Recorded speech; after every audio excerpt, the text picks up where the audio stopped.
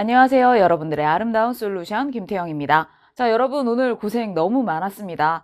자, 생각보다 9월 모평인데 좀 수능처럼 어렵게 나왔죠. 그래서 여러분들이 많이 뭐라고 할까? 힘들었을 것 같아요.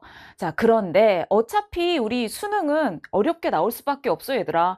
왜냐면 올해는 특히나 재수생들이 많기 때문에 어느 정도 난이도 있는 수능이 출제될 가능성이 높겠죠. 그래야만 등급이 안정적으로 나오고 등급컷도 잘 나올 테니까. 그래서 우리 너무 수능 때 갑자기 뒤통수를 맞기보단 이제 9월에 한 번 더 준비한다라는 생각으로 여러분들이 원하는 결과가 안 나왔을 수 있죠. 그렇다면 앞으로 내가 남은 기간 동안 어떻게 대비를 해야 될지 그 부분에 초점을 맞춰야지 너무 지나치게 실망하거나 여러분들이 너무 우울해하거나 그러면 남아있는 기간 동안 여러분들이 달려갈 수 없다라는 거, 그 부분을 좀 생각했으면 좋겠어요. 자, 그래서 우리 이번 9월 모평이 어떻게 나왔는지 문제를 풀어보기 전에 잠깐 살펴본다면 선생님이 늘 강조하는 거지만 그래, 지금 빅킬러가 세게 나올 수밖에 없는 상황이에요. 우리 이제 여러 가지 이유로 킬러 문제를 아주 어렵게 낼 수 없는 그런 상황이 있잖아. 그러다 보니까 빅킬러에서 뭔가 시간을 끌게 만든다거나 아니면 여러분들이 생소할 만한 그런 소재를 줄 수밖에 없습니다. 그래서 이게 9월 모평에 벌써 나와버린 거지. 보통은 그러니까 작년까지만 해도 6월, 9월은 좀 무난하게 가고 수능에서만 그런 시험을 보여줬었는데 올해는 9월 모평인데도 불구하고 빅킬러에서 여러분 생태 파트라든가 항상성 파트 그리고 면역 파트에서 뭐 대단히 새로운 건 아니지만 그래도 약간씩 변형돼서 내가 본 적이 없는 자료들도 나왔고요. 그 다음에 여러분 라이소자민 보고 깜짝 놀랐을 수 있어요. 기출문제에서 묻지 않았던 개념, 이걸 암기해야 되는 부분, 이런 것들도 나왔어. 그래서 우리가 빅킬러 같은 경우에는 조금 촘촘하게 대신에 안 나올 걸 공부한다라기보다는 그래도 여러분들이 공통적으로 교과서에서 다루고 있는 거, 한종 교과서 귀퉁이에 나와 있는 이런 거를 OX로 내진 않습니다. 하지만 공통적으로 여러 교과서에서 다루고 있는 것은 지금까지 평가원이 출제하지 않았다라고 해서 앞으로 출제될 가능성이 없는 게 아니기 때문에 그 부분은 조금 더 촘촘하게 공부를 해야겠다라는 생각을 해주시면 좋을 것 같아요. 자, 그 다음에 선생님 필기하다 깜짝 놀랐잖아. 크기, 양 이런 비교가 있으면 누군 누구보다 많다, T1일 때 어떻다 이런 게 있으면 아무래도 우리가 조금만 정신을 놓으면 어떻게 돼요? 그치, OX 뒤집히는 거야. 그래서 이거 되게 집중력을 요하는 거거든. 근데 세상에 세보니까 7개나 나왔더라고. 거의 뭐 2번에 한 번꼴로 빅킬러에서 계속해서 크기를 비교하는 그런 보기를 내고 있어요. 되게 의도적이죠? 천천히 풀란 얘기입니다. 즉 시간을 끌려는 이런 크기를 비교하는 보기가 압도적으로 많이 나와서 여러분들이 여기서 실수를 하거나 아니면 시간을 좀 많이 사용했을 것 같은 그런 생각이 들어요.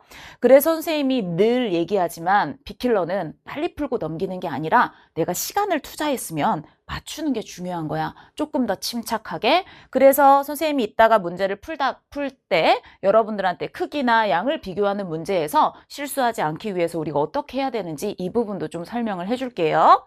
그 다음 준킬러 킬러는 그냥 예상되는 대로 나왔어요. 자, 뭐냐면 아주 새롭거나 처음 보는데 이렇거나 아니면 대단히 어려운, 풀어보니까 되게 오래 걸려. 그런 문제가 나오진 않았으나 그렇다고 해서 되게 힘없고 되게 뻔한 문제가 나오지도 않았어요. 즉 여러분들이 뭔가 사설 모의고사를 많이 풀다 보면 늘 나오는 그런 패턴의 문제는 아니라는 거야. 조금씩 차이가 있어. 그러다 보니까 자, 그렇다면 수능이라고 다를까요? 그렇지 않아요. 여러분들이 특정한 스킬을 막 연마하는데 열을 내기보다는 가장 기본적인 거, 논리적인 풀이 이게 되게 중요하다라는 걸 다시 한번 느끼고 앞으로 남은 기간 동안 여러분들이 그런 데 초점을 맞춰서 공부를 한다면 분명히 수능은 잘할 수 있을 거예요, 여러분. 알겠죠? 자, 그럼 우리 한 문제씩 한번 살펴봅시다. 자, 우리 1번부터 한번 봅시다. 1번, 기억 발생 과정에서 세포 분열이 일어난다. 맞는 얘기죠. 얘는 맨날 나오던 거니까. 그 다음에 니은, 요런 문제가 이제 여러분들이 잠깐 멈칫할 수 있는 거야. 우리가 1번에서 기대하는 게 좀 아닌 그런 보기들이 바로 생태 관련된 거거나 아니면 항상성 관련된 보기가 끼워들었을 때 약간 멈칫하게 되지. 자, 그러나 어려운 내용은 아니에요. 메뚜기 비는 주변 환경과 유사하게 몸의 색을 변화시킨다. 이거는 주변 환경이 메뚜기 비의 몸의 색에 영향을 주는 거잖아. 그치? 그러니까 이거는 비생물적 요인이 오히려 생물적 요인에 영향을 미치는 예에 해당되겠지. 반대니까 X가 되겠고. 자, 그 다음 펭귄은 물속에서 빠른 속도로 움직이는데 적합한 몸의 형태를 갖는다. 되게 전형적인 적응과 진화의 예가 맞습니다. 그래서 정답은 기억 디귿이 되겠죠. 자, 2번도 역시 무난한 문제예요. 여러분들 늘 보던 거. 그런데 이제 공부를 디테일하게 한 사람들은 오히려 이런 게 좀 질문일 수 있어. 선생님, 단백질을 세포호흡에 직접 사용하는 게 아니라 아미노산을 사용한다라고 표현해야 되는 거 아닌가요? 이런 질문들을 종종 하는데 지금 이런 표현은 그냥 평가원에서 쓰는 거예요. 그래서 영양소 가와 나를 세포가 직접 쓴다라기보다는 걔네들을 분해해서 결국은 아미노산을 세포호흡에 사용하는 그 전 과정을 아우르는 얘기다라고 받아들여주면 되는 거야. 자, 그렇다면 공통적으로 나오는 기억이 누가 되겠어요? 그렇죠. 이산화탄소가 될 것이고 그 다음에 니은이 바로 암모니아가 되겠지. 그렇다면 암모니아가 나오는 누가? 나가 단백질이 될 거고 그 다음에 가는 탄수화물이겠구나라는 걸 정할 수 있죠. 자, 그럼 봅시다. 가는 단백질이다. 아니잖아. 호흡계를 통해 기억, CO2가 몸 밖으로 배출된다. 맞는 얘기인 거고 사람에서 지방이 세포호흡에 사용된 결과 생성되는 노폐물에는 니은이 있다라고 돼 있는데 니은은 질소성 노폐물이기 때문에 단백질이 분해될 때만 나오는 거잖아. 그래서 얘는 안 되겠지, 그치? 사용된 결과 생성되는 노폐물에는 누구와 마찬가지로 탄소와 마찬가지로 물과 이산화탄소만 들어있어야 됩니다. 자, 따라서 정답은 2번이 되겠죠. 자, 이건 이제 습성천이에 대한 그림이 나왔잖아. 여기 보면 호수, 습지에서 시작하기 때문에 1차 천이 중, 물어보진 않았지만 1차 천이 중, 자, 습성천이에 해당됩니다. 초원 다음에 누가 나와야 되겠어요? 관목림이 나올 것이고 그 다음에 이쪽에 호남림이다 라는 것은 여러분들이 다 암기했을 것 같아. 그러면 여기서는 A는 관목림이다. 맞는 얘기겠지. 그 다음 이 지역에서 일어난 천이는 습성천이다. 맞는 얘기고요. 그 다음에 이 극상이라는 것은 천이가 다 진행되고 나서 되게 안정화된 그런 군집을 얘기하는 거야. 그런데 여기 B는 아직까지 천이가 끝나지 않았어. 이 이후에 누가 될 거니까? 음수림이 될 거니까 아직 천이가 진행 중인 거고 극상은 천이가 다 끝난 다음에 안정된 그런 식물 군집을 얘기하는 거예요. 따라서 얘는 아니겠지? 그러면 정답은 4번이 되겠죠. 자, 1, 2, 3번을 막 달려왔어. 그런데 선생님 생각에는 4, 5, 6에서 잠깐씩 멈칫했을 거예요. 특히 6번이 어려웠을 거고 4번도 약간 당황했을 수 있어. 물론 어려운 문제는 아니었지만 처음 보는 얘기였을 거거든. 자, 여기 봤더니 그림은 같은 수의 정상적혈구 R, 얘는 정상적혈구래, 정상. 그 다음에 남모양 적혈구 S를, 얘는 남모양 적혈구, 즉 비정상 적혈구에 해당되겠지. 말라리아 병원체와 혼합해서 배양한 후 말라리아 병원체에 감염된 R과 S의 빈도를 나타낸 것이다 라고 돼 있어요. 그러면 이건 무슨 빈도야? 감염된 빈도야. 아, 얘가 어떤 빈도인지 Y축의 의미를 아는 게 되게 중요해요. 새로운 그래프가 나왔다면 여러분들이 X축과 Y축이 뭔지를 파악하는 게 가장 첫 번째로 해야 할 일이야. 그러면 얘는 감염된 빈도인 거고 여러분들한테 뭘 물어보냐면 디귿에서 발병될 확률을 물어봤단 말이야. 발병할 확률. 그러면 감염이 많이 될수록 발병이 많이 될 거 아니야. 아, 그렇다라는 건 감염이 많이 된 게 발병될 확률도 더 크겠구나. 봐. 지금 여기서 벌써 크기를 비교하는 보기가 나오고 있어요. 이럴 때 여러분 그냥 쭉 읽으면서 내가 이 보기에 따라 흘러가 버리면 순간적으로 잘못 읽을 가능성이 있거든. 그럴 때는 우리가 안전장치를 만들어야 돼. 그 안전장치가 뭐냐? 내가 이 보기를 읽지 않은 상태에서 여러분들이 이렇게 부등호로 필요한 부분을 혼자 써보는 거야. 내가 얘를 읽고 따라가는 게 아니라 여러분들 스스로 부등호로 표현을 해보는 거예요. 그리고 나서 그 부등호와 여기 있는 이 서술이 일치하는지를 보는 거야. 그러면 S를 갖는 사람은 R만 갖는 사람보다 말라리아가 발병한 확률이 높다. 이걸 여기서 여러분들이 발병할 확률은 이렇게 되지? S랑 R 사이에 부등호를 해놓고 그 다음에 어떻게 하는 거냐면 S를 갖는 사람은 더 높다라고 돼 있잖아. 그럼 어때? 내 부등호랑 반대지. 그러면 X 요렇게 해주면 아무래도 선생님 시간이 너무 걸리는 것 같아요. 그렇지 않아요. 시간이 그렇게 많이 걸리지 않아요. 그리고 여러분 분명히 실수를 할 확률이 줄어듭니다. 그치, 시간이 뭐 조금 1, 2초 정도 더 걸릴 수는 있겠죠. 하지만 1, 2초를 더 쓰더라도 맞추는 게 제일 중요하다고. 그치? 자, 그 다음 나머지는 뭐 그냥 개념이라서 말라리아 병원체는 원생 생물이다. 맞는 얘기죠. 우리 핵이 있는 병원체 중에 무좀의 병원체인 곰팡이랑 말라리아 병원체인 원생생물을 구분할 줄 알아야 돼요. 남모양 적혈구 빈혈증은 유전자 돌연변이에 의한 유전병이기 때문에 비감염성 질병에 해당하는 게 맞겠지. 그래서 정답은 3번으로 고르시면 되겠습니다. 자, 5번 문제는 탐구 문제 대신 나온 게 분명한데 여러분들이 알고 있는 개념이 들어가다 보니까 오히려 시간이 걸렸을 수도 있어요. 보기에서 물어보는 내용은 사실상 그렇게 어려운 내용이 아닌데 이 내용 자체를 여러분들이 전부 분석을 하고 지나가려고 했다면 아마 생각보다 시간이 걸렸을 수 있을 거다라는 거죠. 그럴 때는 얘들아, 보기를 먼저 보고 나한테 물어보는 게 뭔지를 먼저 본 다음에 그 다음에 해결해야 될 게 다 해결됐으면 그냥 넘어갈 줄도 알아야 돼. 물론 제대로 해석하면 가장 좋은 거지만 막 긴장된 상황에서 1페이지에 여러분 생각 잘 안 날 수 있죠. 그럴 땐 보기에 집중하는 것도 되게 좋은 방법이에요. 조작 변이는 디귿의 추가 여부이다. 이건 이제 실험적인 부분에 대한 질문인 거야. 지금 여기 봤더니 기역과 니은은 같은 먹이를 두고 경쟁하는 관계래. 얘를 만약에 여러분들이 그림으로 나타냈다면 먹이가 있을 때 얘를 기역과 니은이 같이 먹는다. 경쟁 관계다라는 걸 의미하는 거지. 그런데 디귿은 기역과 니은의 천적이야. 디귿이 기역과 니은을 모두 먹을 수 있는 천적이구나. 결국 이 관계를 보여준 거거든.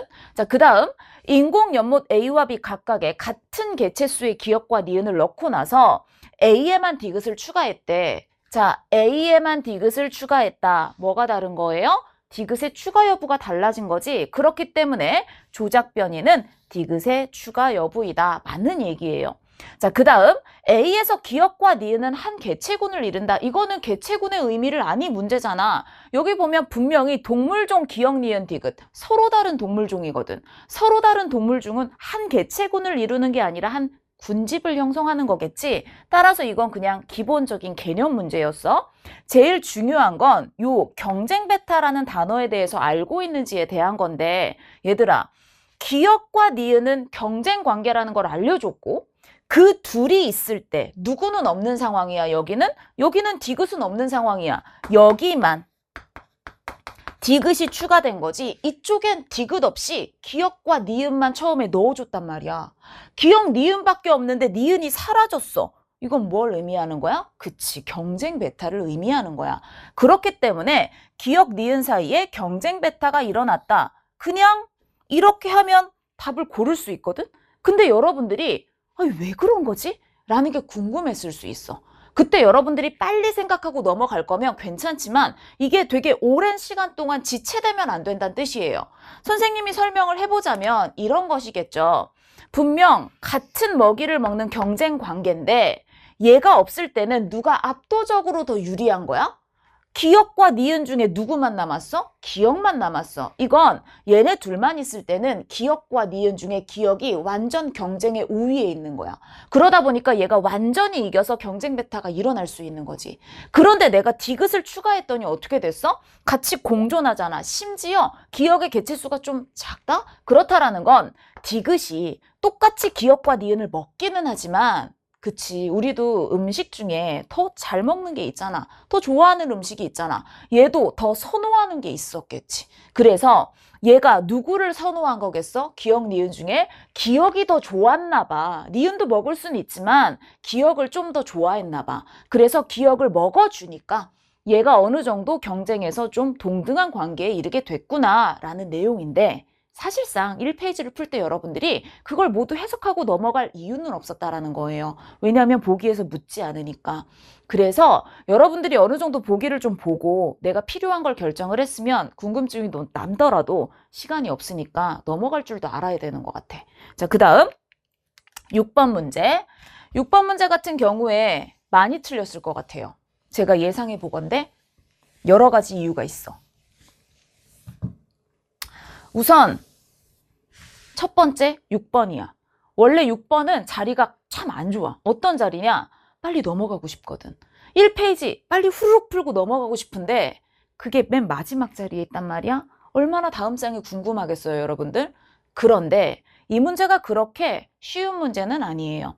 내용이 뭔가 어렵다라기보다는 이 부분에 대해서 정리가 안 된 사람들이 세상에 뭐랄까 선생님 생각보다 늘 많더라고. 매해 늘 많았어. 항상성에 대해서 뭔가 정리가 안 된 사람들. 그러다 보니까 이 그래프를 여러분들이 어떻게 보는지가 되게 중요한데 이건 기출되었던 자료랑 약간 달라. 그러다 보니까 암기해서 풀 수 없었을 거야. 자료를 해석해야지. 따라서 여러분들이 분명히 여기서 마음은 급하고 처음 보는 자료고 항상성에 대해 이 부분이 정리가 안 됐다면 많이 틀렸을 거예요. 어떤 부분? 선생님은 항상성 문제를 잘 풀기 위해서 여러분들이 꼭 기억해야 되는 게 바로 이거라고 생각해요. 원인과 결과순에 맞춰서 생각하는 거. 지금 이 문제에서 처음으로 변화를 준 게 무엇이고 그로 인해 직접적으로 변한 게 무엇이고 그로 인해 무엇이 변했느냐. 즉 원인 결과 순으로 생각을 해야 되는데 그냥 상관관계. 얘가 이럴 땐 이러지? 얘가 이럴 땐 이랬지? 그냥 상관관계만 여러분들이 알고 있으면 이런 문제를 풀다가 어쩔 땐 맞고 어쩔 땐 틀리는 일이 벌어질 수 있어. 항상성 문제는 변화의 시작이 무엇이었고 그로 인해 변한 게 뭔지 여러분들이 연쇄적으로 생각할 수 있으면 다 잘 풀 수 있어요. 자, 그 다음 또 문제가 뭐냐면 이 부분에 되게 집중했을 수 있어. 여러분들이 그래프를 보는 걸 보니까 자꾸 이 부분에 집중하더라고. 이걸 그냥 전반적으로 딱 보잖아. 어떻게 보이냐면 B는 증가하고 A는 감소하는 걸로 보여. 그래서 선생님이 그래프 볼 때 뭘 주의하라고 하느냐. 자, 뒷부분을 보는 게 아니야, 얘들아. 내가 뭘 했더니 X를 투여하자마자 처음으로 어떻게 변했는지 첫 변화가 중요한 거야. 얘로 인해 시작이 어떤 변화였는지 그 부분이 중요한 거지 그 다음을 보는 게 아니란 말이야. 근데 얜 되게 가파르니까 눈에 안 보였을 수 있어. 얜 증가, 얜 감소. 뭐가 안 맞지? 라고 생각했을 수 있다고. 자, 지금부터 우리 명심합니다. 항상성 문제를 잘 풀기 위해서는 뭐가 중요하다? 원인 결과순으로 생각하는 게 중요하다. 그래프를 볼 땐 뭘 봐야 된다? 지금 이 변화에 의해서 처음으로 어떤 방향으로 변했는지를 보는 게 중요하다. 뒷부분이 아니라 바로 변화의 시작이 어떤 방향이었는지 보는 게 중요하다. 그것만 여러분 기억하시면 수능 볼 때는 잘 볼 수 있을 거예요. 지금 설령 이 문제를 틀렸더라도 중요한 건 9월 모평으로 우리 대학 가는 거 아니거든. 여기서 틀려서 이 기회에 알아갖고 수능 때 맞추면 되는 거야, 얘들아. 그치? 자, 그럼 보자. 여기 봤더니 호르몬 X를 투여한 게 시작이었어. 그런데 그 X가 누구이거나 여기 보면 글루카곤과 인슐린 중 하나래. 그럼 봐. 두 개를 주사했을 때 어떻게 되는지 한번 생각해 볼까? 글루카곤을 주사했어. 그럼 뭐가 제일 먼저 바뀌어? 글루카곤 뭐 하는 애야? 글루카곤은 간에서 글리코젠을 포도당으로 바꾸는 애야. 지금 여기 나와 있는 이 말들 중에 단위 시간당 글리코젠으로부터 생성되는 포도당의 양. 이게 어떻게 된다는 얘기야? 누구를 주사하면? 글루카곤을 주사하면 쟤가 증가한다는 얘기야. 생성되는 포도당의 양이 증가한다는 뜻이야. 그러면 어떻게 되겠어? 그 결과 혈중 포도당 농도가 증가하는 거야. 혈중 포도당 농도가 먼저 증가하는 게 아니라 글루카곤을 주사했더니 글루카곤의 기능이 뭐였어? 글리코젠을 포도당으로 바꾸는 거였어. 글루카곤이 그 신호를 줘서 그런 일이 많이 일어나다 보니까 그 결과 혈중 포도당 농도가 증가한다라는 걸 의미하는 거지. 근데 얘들아 이번에는 우리 인슐린 주사를 한번 해볼까? 어떻게 되나? 인슐린을 주사했어. 그럼 어떻게 되지? 인슐린은 거꾸로 간에서 뭐해? 포도당을 뭘로? 글리코젠으로 합성하는 일을 하는 거야. 포도당을 글리코젠으로 합성하는 일을 하는 거라고. 그러다 보면 혈액 속에 있는 포도당량이 어떻게 되겠어? 줄어들겠지. 그 결과 혈중 포도당 농도는 감소하는 거야.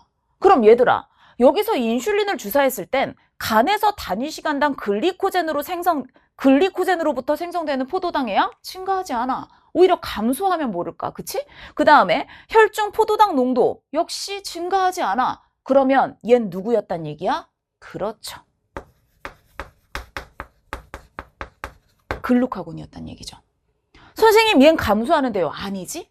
얘를 주사하자마자 뭐가 제일 먼저 변했어? 얘가 치솟았잖아. 누가 먼저 변했어? 얘가 먼저 변했어. 먼저 변하는 게 누구겠어? 그렇지. 간에서 단위 시간당 글리코젠으로부터 생성되는 포도당의 양이잖아. 그게 바로 누가 되는 거야? 여기 있는 얘가 A가 되는 거야. 그로 인해 누가 변하는 거야? 혈중 포도당 농도가 점차 증가하게 되는 거야. 이렇게 순서대로 생각을 했으면 맞출 수 있었겠죠, 그쵸? 자, 그럼 봅시다. 동그라미 B는 혈중 포도당 농도이다. 맞는 얘기지. 그러면 나한테 혈중 인슐린 농도를 물어봤어. 인슐린은 주사한 게 아니야. 누가 만들었어? 내가 만들었어. 혈중 인슐린, 우리 인슐린 언제 분비가 촉진되지? 그렇지. 혈당이 높을 때 촉진되는 거잖아. 그렇다면 여러분들은 얘가 궁금했으면 누굴 봤어야 돼? 인슐린은 언제 분비되지? 아, 혈중 포도당 농도가 높을 때 분비되는 거지. 그럼 나는 이 중에 바로 B를 봐야 되겠다. 구간 1과 2 중에 어디에서? 2에서 혈중 포도당 농도가 높으니까 누가? 혈당이 1보다 2에서 높으니까 혈중 인슐린 농도도 이때 높겠구나. 인슐린은 필요할 때만 나옵니다. 혈중 포도당 농도가 높을 때만 나오는 거예요. 낮을 땐 나올 일이 없어요. 알겠죠? 자, 그래서 이 부분은 1에서가 높다. 어때? 여러분들의 부등호랑 반대지. 이렇게 하라는 거야. 이렇게 부등호를 해놓고 1에서가 높다. 나랑 달라. 그러면 X. 됐어요? 자, 그 다음 혈중 포도당 농도가 증가하면 X의 분비가 촉진된다. 아니지. 글루카곤은 언제 나오는 거야? 혈당이 정상보다 낮아졌을 때 나오는 거니까 얘는 안 되겠죠. 그래서 정답 1번 고르시면 되겠고, 뭔가 이 9월 모평에 항상성 문제들이 그렇게 쉽게 나오지 않았어요. 근데 여러분들이 어렵다고 느끼는 건 딱 하나, 원인 결과순으로 생각하지 않았기 때문이야. 그것만 수정하시면 아마 지금부터 여러분들이 어떤 모의고사를 풀든 항상성 문제가 되지 않을 거예요. 문제가 되지 않을 거예요. 알겠죠? 자, 그 다음 문제 한번 볼게요. 자, 어렵진 않지만 처음 보는 형태이긴 하죠. 그러나 여러분, 이거 잘 했겠지? 이 라지알의 DNA 상대량을 더한 값이 8이다. 혹시 6 더하기 2일 수 있어?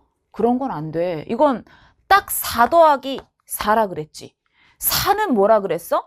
동형이면서 2n 곱하기 2일 때만 나오는 거야. 그런데 우리한테 이미 동형이다라고 줬거든. 그러니까 더 쉽죠.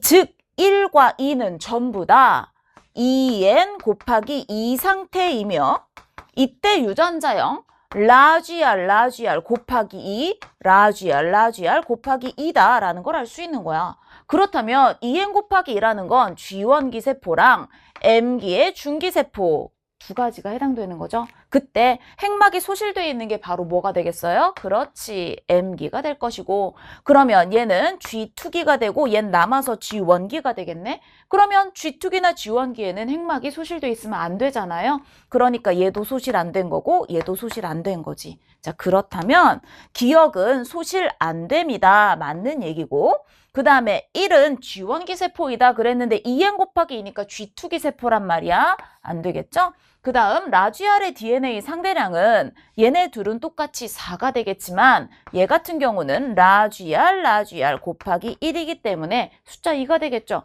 그렇다면 얘네들은 뭐 물어보진 않았지만 6이 될 거야. 자, 그 다음 라지알의 DNA 상대량은 2에서가 얼마고 4고 3에서가 얼마이기 때문에 2이기 때문에 서로 같지 않아. 그러니까 정답은 1번이다 라고 골라주면 되겠죠. 자, 역시 그래프는 좀 새로워 보이지만 사실상 이건 어려운 문제는 아니었어요. 기본적인 문제였잖아. 자, 심장에 연결된 경로 보여준 거야. 그렇다면 앞에 게 길고 뒤에 게 짧으니까 얘는 부교감 신경이야. 자, 심장에 연결된 부교감 신경에 신경절, 이전 뉴런 신경세포체 어디 있어요? 연수에 있어야죠. 그렇기 때문에 얘는 연수에 있는 거고 교감 신경은 어디에 연결돼 있어야 돼? 척수에 연결돼 있어야 돼. 자, 기억 보기. 기억의 신경세포체는 연수에 있다. 맞는 얘기니까 O가 되겠죠. 자, 그 다음 우리 교감신경의 신경절 이후에서 여기서만 누가 나오는 거고 노르에피네프린이 나오는 거고 나머지는 전부 아세틸콜린 공통으로 나오는 거죠. 그렇기 때문에 니은과 디귿의 말단에서 아세틸콜린이 분비된다. 맞는 얘기예요. 자, 이 그래프는 이제 요거 물어보려고 줬었나 봐. 리을의 말단에서 분비되는 신경 전달 물질, 이게 누구라고? 노르에피네프린. 얘가 많으면 심장 박동은 어떻게 되는 거야? 그치, 증가하는 거지. 그래서 양은 T2일 때가 T1일 때보다 많다라고 돼 있는데 또 크기 비교네. 그치? 그러면 우린 어떻게 해야 돼? 얘를 딱 보고 T일 땐 운동을 시작하고 나서 심장 박동수가 증가하는 상황이야. 얘는 운동을 종료하고 나서 심장 박동이 다시 줄어드는 그런 상황인 거잖아. 그럼 노르에피네프린은 언제 많아야 돼? T1일 때 많아야 되겠지. 그러면 T1, T2에서 T1이 이렇게 돼야 되는 거야. T2일 때가 많다. 내 부동호랑 안 맞아. 그러면 X 해주면 된다는 얘기죠. 그러면 정답은 3번으로 골라주면 되겠죠. 그쵸? 자, 또 호르몬 문제인데 이 그래프도 처음 보는 것 같을 거야. 하지만 내용은 처음 보는 거 아니에요, 여러분. 자, 나는 혈중 니은 농도에 따른 물질 대사량을 나타낸 것이고 그 다음에 얘는 기억과 니은의 농도를 나타낸 건데 기억과 니은이 티록신과 TSH를 순서 없이 나타낸 거래. 역시 누가 먼저 변했고 어떻게 변했는지를 보면 되는 거야, 얘들아. 봐봐. T1에서 얜 지금 어떤 상황이야? 일정한 상황이지. 근데 누가 먼저 감소하기 시작했어? 니은이 감소하기 시작했어. 니은이 감소했더니 기억이 증가한다? 그러면 잘 생각해봐. TSH가 감소하면 티록신은 어떻게 해야 돼? 따라서 감소해야지.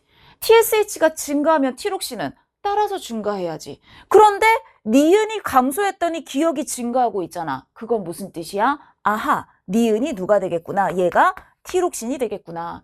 티록신이 너무 낮아지니까 누가 음성 피드백 때문에 누가 TSH가 증가하는 거구나. 이렇게 판단할 수 있겠죠? 순서대로 판단하면 됩니다. 자, 그렇다면 여기는 티록신 농도가 증가할수록 세포호흡이 더 활발하게 일어나는 거죠. 그래서 원래 아는 내용. 기억은 티록신이다 그랬는데 아닌 거고. 그 다음에 C의 분비는 음성 피드백에 의해 조절된다. 이 음성 피드백이라는 단어에 대해 되게 많이 물어봐요, 여러분들이. 기량작용과 음성 피드백에 대해. 자, 우선 결론부터 얘기하자면 우리가 생원에서 배우는 호르몬 중에 혹시 학교에서 옥시토신 배웠어? 혹시? 안타깝게도 배워버렸어? 그러면 그 옥시토신 빼고 나머지 호르몬은 전부 다 음성 피드백에 의해 조절돼요. 옥시토신은 우리 출산할 때 자궁 수축을 촉진하는 호르몬이거든. 그건 자궁이 수축되면 더 많이 나오고 더 수축되고 더 많이 나오고 양성 피드백이야. 근데 솔직히 말해서 요즘 교과서에서 그렇게 다루는 내용은 아닌데 혹시 내신할 때 공부했을 수도 있어. 하지만 수능에 나올 가능성은 거의 없어요. 자, 그러면 우리가 늘 보는 항상성 유지에 관련된 호르몬들은 전부 각각 음성 피드백에 의해 조절되는 거야. 그럼 가끔 이제 헷갈리는 사람들이 있어. 선생님, 인슐린은 기량작용 아니에요? 기량작용이란 혼자 하는 게 아니라 인슐린과 글루카곤 사이의 관계를 얘기하는 거야. 인슐린은 혈당이 높을 때 나오고 글루카곤은 혈당이 낮을 때 나오지. 서로 반대 케이스에 나와서 인슐린은 포도당을 글리코젠으로 바꾸고 글루카곤은 글리코젠을 포도당으로 바꾸지. 완전 반대의 역할을 하는 거야. 그걸 이용해서 우리가 혈당이라는 걸 유지를 시키잖아. 이때 인슐린과 글루카곤이 서로 기량작용한다라고 얘기하는 거지. 하지만 인슐린은 혼자 음성 피드백을 해. 그러니까 필요 없으면 안 나오는 거야. 무슨 얘기냐? 혈당이 높으면 인슐린이 나왔어. 인슐린이 조절했더니 혈당이 정상 수준으로 어떻게 됐어? 떨어졌어. 밥 먹고 나서 혈당이 높아졌을 때 인슐린이 나왔다가 인슐린에 의해 혈당이 정상화되면 더 이상 안 나와야 돼. 계속 나오면 필요도 없는데 계속 나오면 어떻게 되겠어? 그러면 혈당이 정상보다 더 떨어질 수도 있는 거야. 그럼 안 되기 때문에 우리 항상성을 유지하는 데 사용하는 모든 호르몬들은 각각 음성 피드백에 의해 조절이 되는 거야. 자기가 조절해야 될 걸 다 조절하고 나면 이제 멈춰야 돼. 계속 나오면 안 되거든. 그걸 우리 음성 피드백이라고 해요. 그래서 이런 복이 나오면 너무 크게 고민할 필요 없어요. 그냥 맞는 거니까. 자, 그 다음 여기 보면 또 크기 비교야. 우와, 어때? T일 때랑 T일 때랑 우리 두 가지를 비교를 해줘야 되겠어? T일 때랑 T일 때, T일 때랑 T일 때 우리 뭐 비교하면 돼? 티록신량 비교하면 되는 거잖아.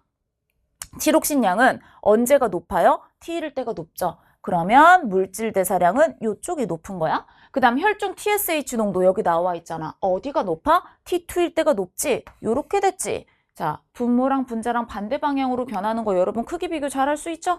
그러면 T1일 때가 T2일 때보다 크다. 내 부등호랑 맞으니까 요거는 O 해주면 되겠죠? 그래서 정답은 니은 디귿이 되겠습니다. 자, 역시 그래프 분석 문제죠. 그래프가 참 많이 나왔어. 자, 그런데 이 그래프 역시 그렇게 어려운 내용은 아니에요. 자, 그림 가는 같은 종의 동물 A와 B 중 A에게는 충분한 먹이를 공급하고 B에게만 구간 1에서 먹이를 적은 양만 먹였대. 그리고 나서 측정한 체중의 변화야. 기억은 살짝 체중이 증가하고 있고 니은은 구간 1에서 체중이 감소했잖아. 그럼 누구한테 먹이를 덜 먹인 거겠어? 당연히 니은이 먹이를 덜 준 그런 개체가 되겠죠. 따라서 얘는 A가 되겠고 얘는 B가 되겠다. 요렇게 그냥 해석해 주면 됩니다. 그렇다면 여기서 결정했기 때문에 얘는 A가 되겠고 얘는 B가 되겠지. 그럼 바로 여러분들이 이제 정답을 골라낼 수 있겠죠? 기억은 A이다. 맞는 얘기지. 그 다음 또 역시 또 크기 비교야. 구간 1에서 니은은 니은 체중 감소하고 있어. 체중이 감소하고 있다는 얘기는 에너지 소비량이 에너지 섭취량보다 더 많다라는 걸 의미하는 거죠. 그렇기 때문에 O가 되겠고요. B의 체지방량 누구를 봐야 되는 거야? 얘를 봐야 되는 거야. 여기 있는 하얀에 B의 체지방량은 언제가 더 커요? T1일 때가 더 큽니다. 따라서 T1일 때가 T2일 때보다 작다라고 되어 있는데 아니니까 정답은 4번이 되겠죠? 자, 자료는 새로웠지만 내용 자체는 어렵지 않아서 여러분들이 이렇게 크기 비교할 때만 정신 똑바로 차리고 부등호를 이용하면 틀릴 만한 문제는 아니었던 것 같아요. 선생님이 이 문제는 그냥 빅킬러에 넣어놨어요. 왜냐하면 별로 어렵지 않게 풀 수 있을 것 같아서. 그런데 이제 이런 것마저 헷갈릴 수는 있어. 그럴 때 여러분들 이용하라고 선생님이 넘버링을 가르쳤던 거야. 넘버링은 꼭 표 문제에만 여러분들이 써먹을 수 있는 건 아니거든요. 짝을 찾아야 될 때 그때 이제 써먹을 수 있어. 자, 우선은 여기 지금 두 종, B와 C는 서로 다른 종이니까 서로 다른 종이 같이 있는 거야. 그때 여러분 누구를 이용하면 여기 있는 이 기호를 이용하면 되게 금방 종을 결정할 수 있어요. 선생님은 그렇게 생각해. 이 생명과학에서는 기호의 의미를 아는 게 되게 중요한데 이런 핵형 분석 문제에서 뭐 동그라미 기억 니은이라든가 동그라미 A, B라든가 얘네들이 어떻게 사용되는지 아는 게 되게 중요해요. 만약 이 동그라미 기억 니은이 그냥 특정한 단어를 의미하는 거라면 다시 말해 그림 속에 기호가 있는 게 아니라 그냥 발문 안에 기억은 X 염색체랑 Y 염색체 중 하나이고 다음 그림은 상 염색체와 기억을 나타낸 것이다 라고 했으면 그때 기억은 그냥 뭘 의미하는 거야? 말을 대신하는 거야. X 염색체 또는 Y 염색체라는 단어를 대신하는 거야. 하지만 지금 이런 문제처럼 그림 속에 기호가 들어있으면 이 기호는 그림을 대신하는 거야. 똑같은 기호는 똑같이 생겼다라는 걸 의미하는 거기 때문에 여기도 니은이 있고 여기도 니은이 있어. 완전히 똑같이 생긴 염색체가 있다? 동일종이다라는 걸 의미하는 거죠. 따라서 여러분들이 굳이 다른 염색체를 비교하지 않아도 동일한 종류의 염색체가 들어있으니 얘네들은 같은 종이겠구나라는 걸 생각할 수 있겠어요. 그러면 얘 혼자 다른 종이구나 라는 걸 알 수 있겠지. 이렇게 종을 표시를 하고 그 다음에 얘를 봤더니 둘이 짝.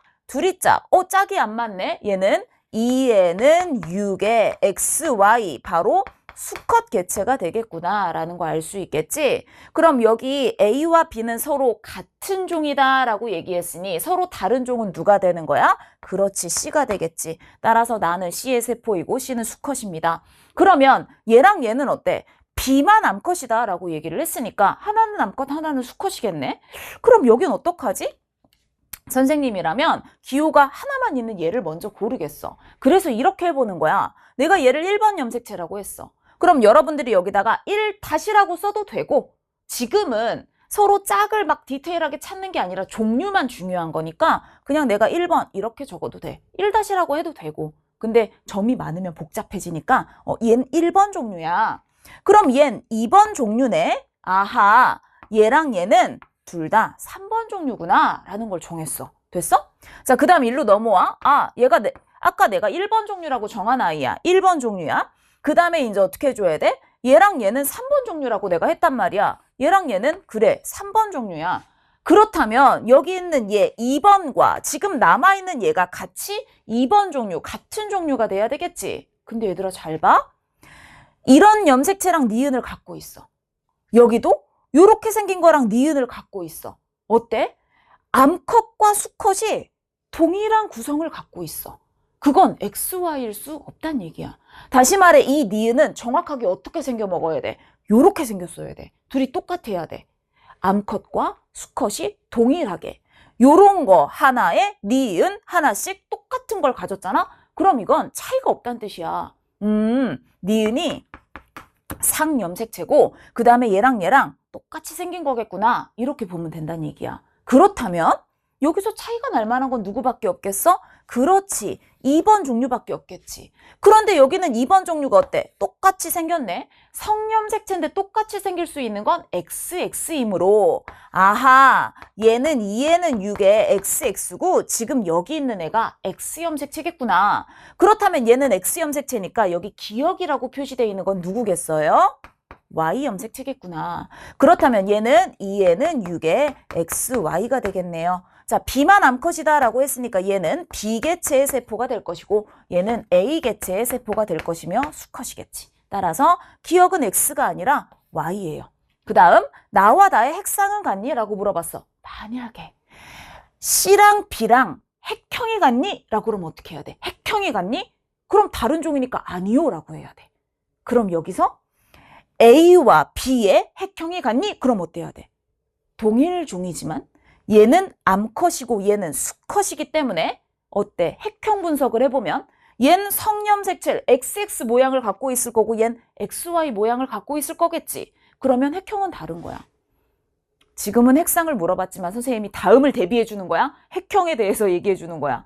핵형이란 종도 같고 성별도 같고 염색체 돌연변이 여부도 똑같을 때. 근데 보통 이런 문제는 돌연변이 고려하지 않잖아? 그럼 돌연변이 빼고 종과 누가 같을 때? 그렇지. 성별이 같을 때 개체끼리 비교하는 거고 지금 이건 나와 다라는 세포의 핵상에 대해 물어보는 거야. 얘도 2N이고 얘도 2N이죠. 그렇기 때문에 핵상은 같다라고 해야죠. 설마 선생님 얘는 2N 곱하기 1이고 얜 2N 곱하기 2니까 서로 다르죠. 그러지 말라고 내가 곱하기 1 곱하기 쓰라고 한 거야. 핵상을 볼 때는 어딜 봐야 된다 그랬어?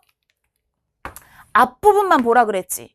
곱하기 1 곱하기 2는 뭐 때문에 달라지는 거야? DNA 상대량이 바로 차이가 나는 거죠. 핵상은 똑같은 거라고. 그래서 선생님이 유전자 다 써버릇하지 말고 핵상은 핵상끼리 표현하고 DNA 상대량은 뒤에 따로 표현해야 된다라고 얘기했던 거예요.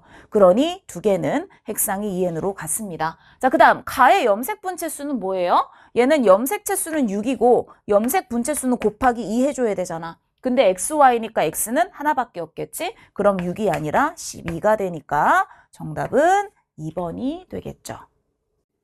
자, 첫 번째 페이지에 상호작용 나왔는데 또 나왔어.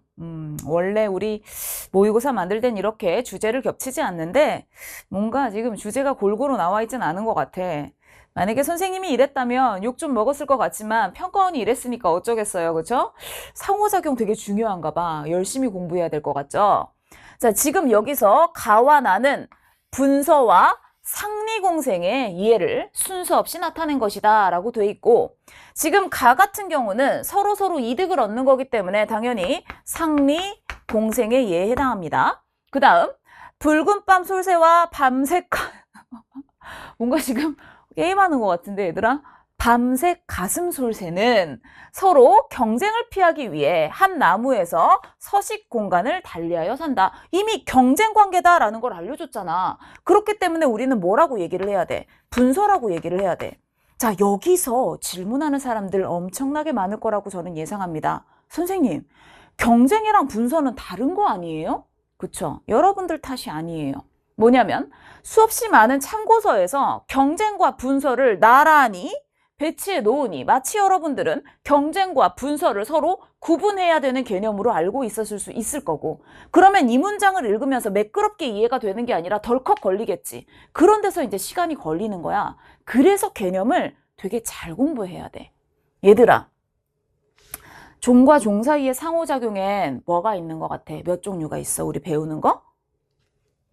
경쟁. 그 다음에 분서 아니야? 이건 상호작용 자체의 종류를 따질 때 얘랑 어깨를 나란히 하는 애는 아닌 것 같아. 경쟁, 상리, 공생, 편리, 공생, 그 다음 기생, 포식, 피식. 얘네들이 서로 어깨를 나란히 하는 애들이야. 그렇다면 경쟁하는 관계인 두 종 사이에서 나타날 수 있는 현상, 그게 바로 분서. 분서라는 상호작용이 따로 있다라기보다는 서로 경쟁하는 아이들이 뭘 하지 않기 위해서, 경쟁 배탈을 하지 않기 위해. 왜? 경쟁 배탈하는 건 진짜 일어나면 안 되는 거야. 얘들아, 두 종이 싸워서 한 종 죽이고 두 종이 싸워서 한 종 죽이고 그럼 점점 종 다양성이 어떻게 되겠어? 감소하겠지? 그럼 생태계에 있어서 안 좋은 일이잖아. 그렇기 때문에 실질적으로는 경쟁 배타는 웬만하면 일어나면 안 되고 진짜 환경이 열악할 때 되게 제한적인 상황에서 일어나는 거예요. 그렇다면 경쟁 관계에 있는 아이들은 뭘 하지 않기 위해, 진짜로 이런 일이 벌어지지 않기 위해 분서라는 이 부분이 이제 뭐라고 할까? 현상적으로 나타나는 거야. 분서를 하는 거야. 관계라기보단 경쟁하는 두 종 사이에 나타나는 어떤 현상? 그걸 우리가 분서라고 얘기를 하는 거지. 완전히 구분해야 되는 개념이 아니라는 거예요. 자, 그래서 이걸 읽으면서 이상할 게 없어. 경쟁을 피하기 위해 한 나무에서 서식 공간을 달리한다. 다시 말해 얘와 얘는 생태적 지위가 어느 정도 유사한 부분이 있기 때문에 그걸 최대한 어떻게 하는 거야? 분리하는 거야. 최대한 생태적 지위가 겹치지 않도록 뭔가를 조절을 해줘야 뭐가 일어나지 않아? 경쟁 배타가 일어나지 않고 둘 다 살아남을 수 있다는 뜻이죠. 자, 그렇다면 가는 상리공생의 예이다. 맞는 얘기고, 나의 결과 붉은 붉은 뺨 솔새에 환경 저항이 작용하지 않는다. 여러분, 환경 저항은요, 모든 실존하는 생태계에 없을 수 없어요. 얼마나 더 크고 작으냐의 문제인 거지, 환경 저항이 작용하지 않는 건 제2자형 생장곡선, 이론적 생장곡선, 그런 데서나 가능한 거야. 그렇기 때문에 얘는 X가 되겠죠. 자, 서로 다른 종의 새가 번식 장소를 차지하기 위해 서로 다툰다라는 것은 자, 경쟁에 얘에 해당되는 거예요. 이건 상호작용에 대한 거니까. 자, 그래서 정답은 3번이 되겠죠. 자, 면역 문제야. 선생님 깜짝 놀랐어. 헉, 혹시 얘네 이거 안 외운 거 아니야? 라는 생각이 들었거든. 라이소자임이 뭔지 알까? 갑자기 불안했는데 오히려 막 지급 보기 틀린 사람들도 있고 그러더라고요. 자, 여러분, 이런 거예요. 라이소자임이 지금까지 나온 적이 없지만 이걸 냈다고 해서 우리가 뭐라 할 수 있느냐? 그럴 수 없죠. 평가원이잖아요. 그렇죠? 그리고 교과서마다 공통으로 나와 있기 때문에 역시나 우리 뭐라 할 수 없습니다. EBS에 문제로 나왔느냐? 그렇지 않더라도 뭐라 할 수 없어요. 연계교재에 있는 것만 내겠다라는 얘기를 한 적이 없거든. 원래 교과서에 공통으로 나오는 건 그래, 출제할 수 있는 거야. 그래서 앞으로 여러분들이 공부할 때 그치? 선생님이 선생님 모의고사에 기출문제에 안 나왔지만 교과서에 공통으로 나오는 자료를 자꾸 보여주는 데는 이유가 있어요. 그거는 한 번 본 것과 안 본 게 되게 많이 다르거든. 그런데 여러분들이 그런 것들을 보는 것보다 그냥 주어진 모의고사 풀이에만 다 급급하면 모의고사에 나오면 참 다행스럽게도 보게 되겠지만 그렇지 않으면 놓치는 수가 있단 말이야. 그래서 모의고사풀이 물론 중요하고 준필러킬러도 중요하지만 어떤 순간쯤 여러분들이 뭔가 개념을 한번 쭉 넘기면서 너무 생소한 건 없는지, 내가 외워야 할 거를 혹시 안 외우고 넘어간 건 없는지, 그런 것들을 좀 살펴보는 그런 시간도 분명히 가졌으면 좋겠어요.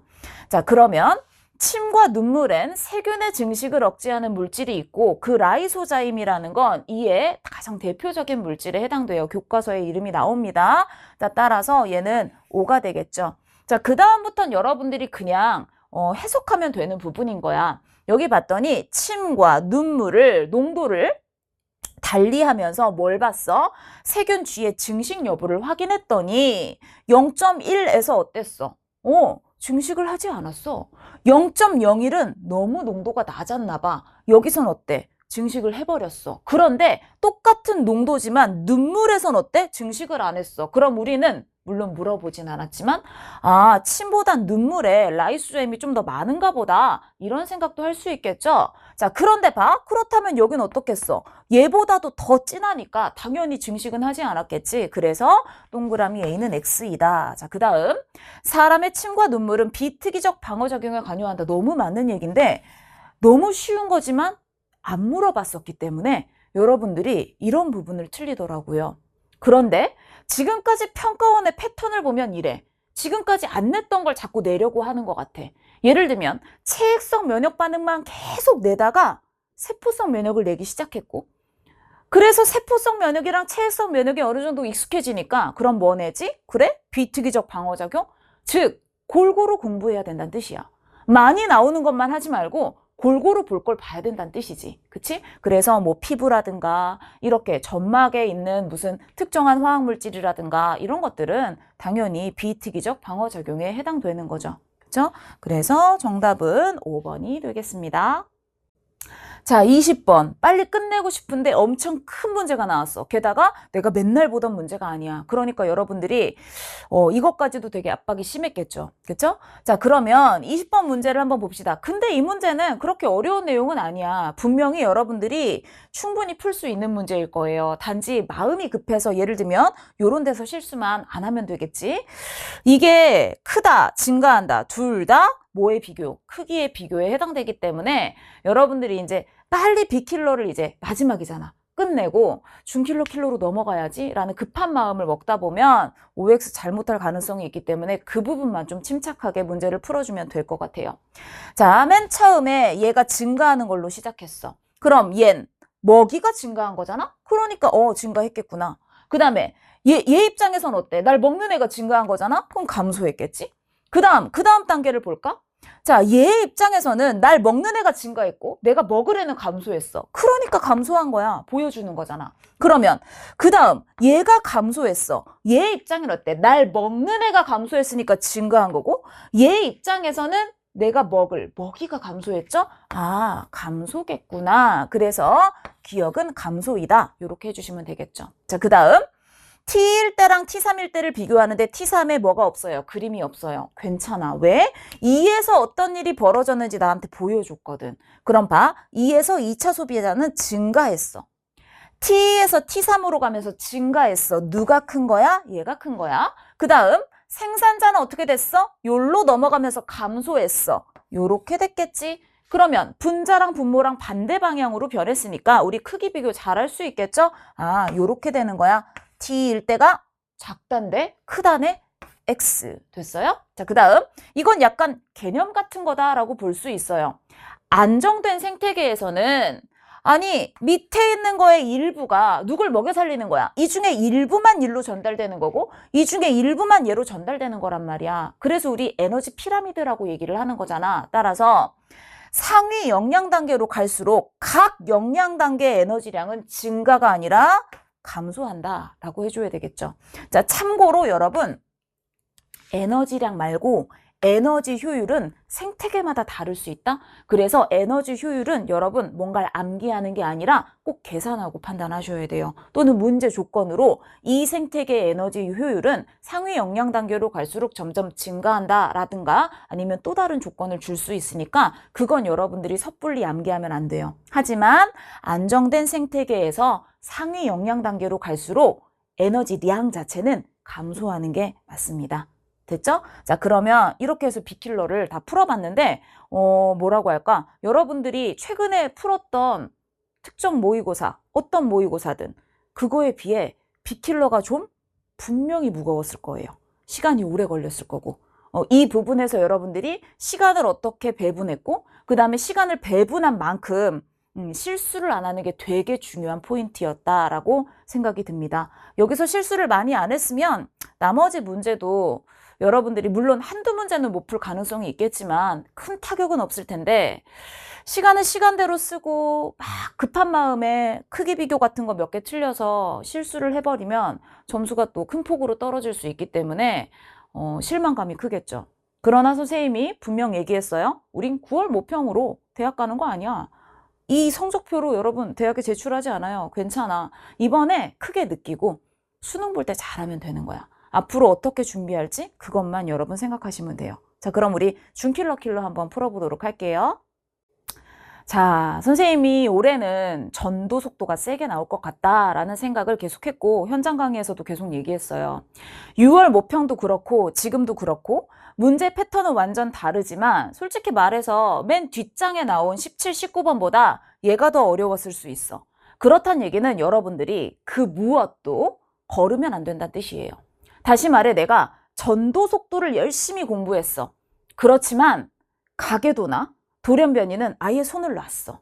그럼 어떤 상황이 벌어질 수 있느냐? 내가 열심히 공부했지만 완전히 신유형의 전도속도 문제가 나오든가 아니면 상당히 어려운 전도속도 문제가 나올 수 있다라는 거야.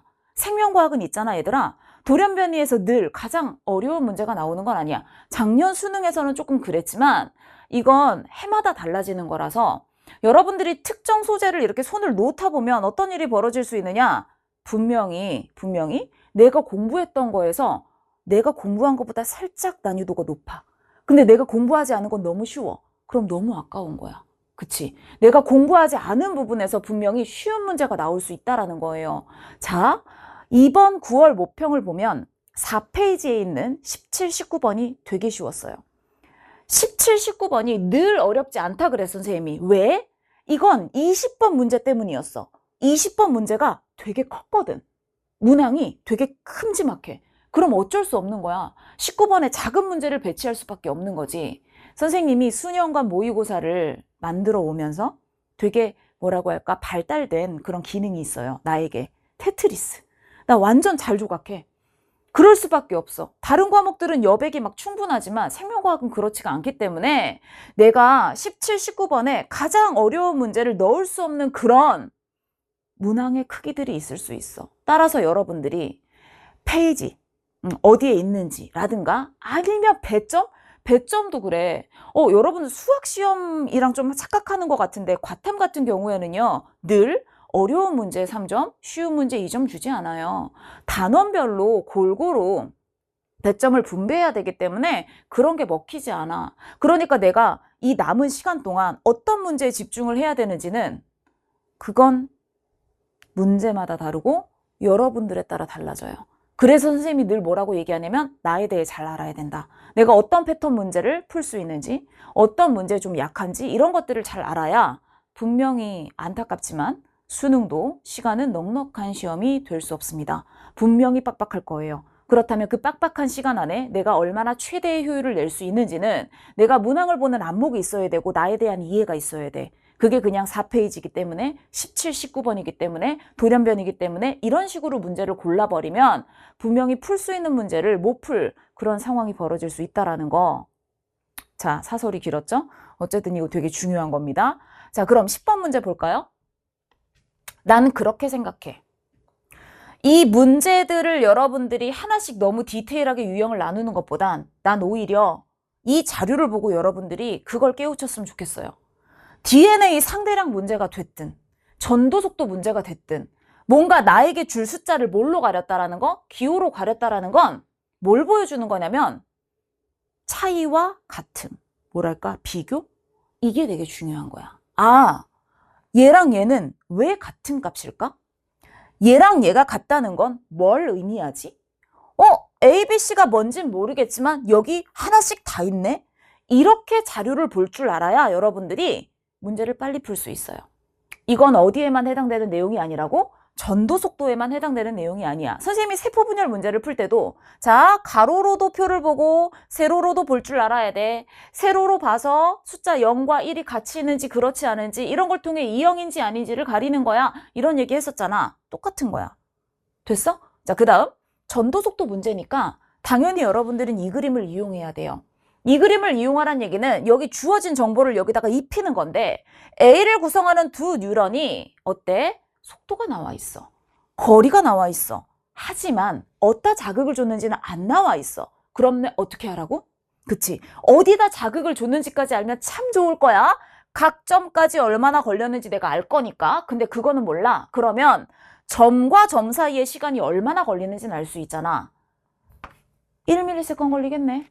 여기도 1ms 걸리겠네. 그런데 가와 나는 시냅스가 있지. 그럼 시냅스가 있다면 어떻게 되겠어?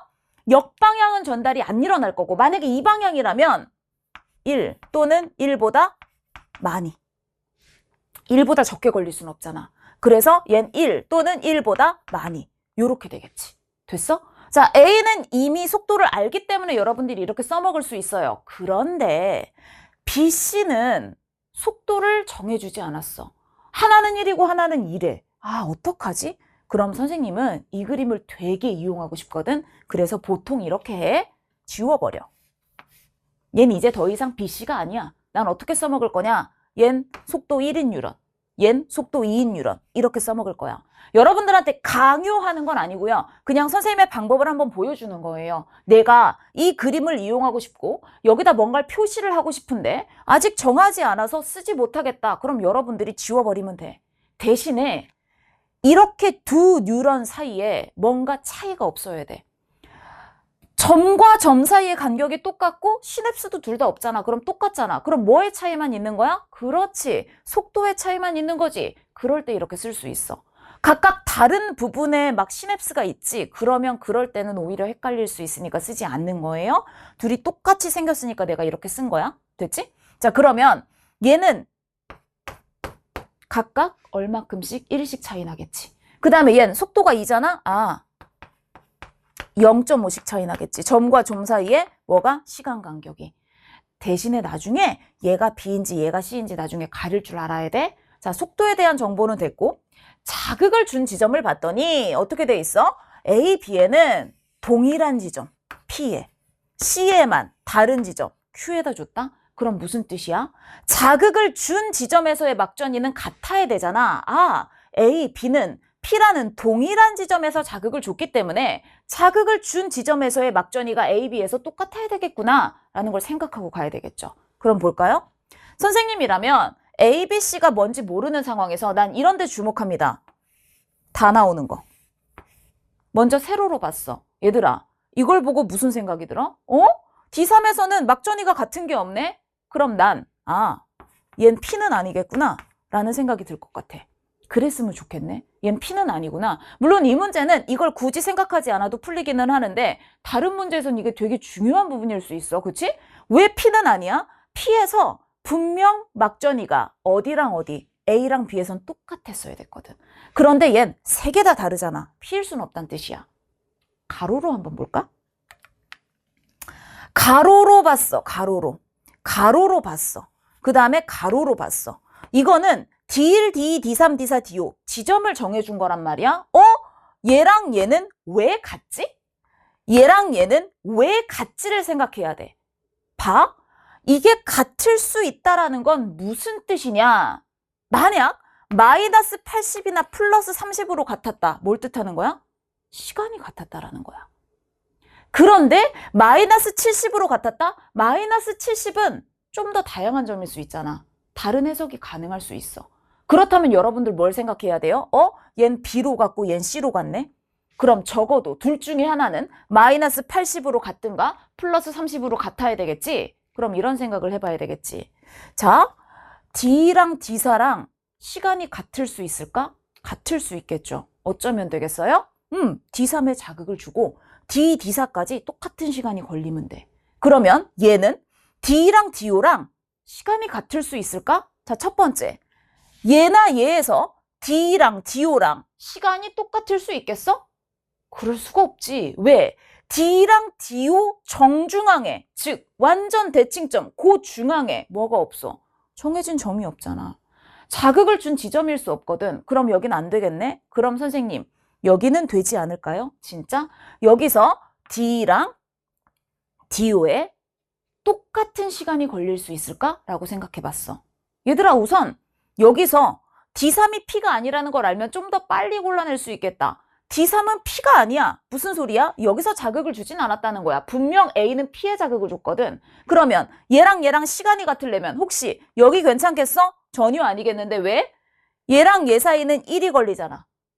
여기서부터 여기까지 1 걸릴 수 있어? 절대 안 되겠죠. 그쵸? 여기 시냅스가 있으면 어때? 전달이 안 되겠지. 선생님 여기에 시냅스가 있으면 마찬가지야. 이쪽으로는 전달이 안 일어나는 거지. 아, 같은 시간일 수 없겠구나 라는 것만 깨달으면 C가 뭐라는 걸 알 수 있죠? 그쵸? 마이너스 70이라는 걸 알 수 있어요. 이렇게 결정을 해야 여러분들이 나중에 다시 돌아간다거나 왠지 얘네들 마이너스 70일 것 같은데? 이러면 계속 찝찝해. 혹시 내가 뭘 잘못 본 게 없을까? 이런 게 찝찝할 텐데 지금 이렇게 제대로 정하고 나면 그럴 이유가 없다는 거야. 마이너스 70이구나. 됐어? 그럼 왜 얜 마이너스 70으로 똑같지? 라는 걸 생각해야지. 그치? 그렇다면 얜 뭐가 될 순 없겠어? 얘나 얘가 될 순 없겠어. 왜? 선생님 여기는 마이너스 70과 여기는 마이너스 70이 꼭 똑같은 시간은 아니어도 되잖아요. 그치? 똑같은 시간이 아니라면 어디가 돼야 돼? 마이너스 70은 여기거나 여기거나 여길 텐데 가운데? 이 가운데 점은 지금 우리의 관심사는 아니야. 왜? 가운데 나올 수 없어서? 아니 그게 아니라 봐. 얘네들은 1씩 떨어져 있거나 0.5씩 떨어져 있거나 1씩 떨어지거나 1보다 더 많이 떨어져야 돼. 그런데 얘는 마이너스 80으로부터 플러스 30으로부터 특히 마이너스 80으로부터 어때? 0.5가 떨어진 것도 아니고 1이 떨어진 것도 아니고 1보다 더 떨어진 것도 아니잖아. 그러니까 이 점은 아니라고. 그러면 얘들아 여기서 D랑 DO 사이가 이만큼이나 멀리 떨어질 수 있겠어? 아니 왜? 얜 기껏 해봤자 3ms 차이고 얜 기껏 해봤자 아무리 멀어져도 1.5ms 차이인데 그러면 얜 누구에 해당돼야 되는 거야? 그렇지. A밖에 없는 거야. A. 됐어? 그러면 마이너스 70. 얘가 마이너스 70이야? 얘랑 얘는 얼마큼 떨어져 있어? 1만큼 떨어져 있어. 니네 마이너스 70과 플러스 30을 1만큼 떨어뜨릴 수 있겠어? 난 못하겠는데. 이런 걸 생각할 때 여기에 1을 써놨는지 안 써놨는지가 되게 중요하다라는 거야.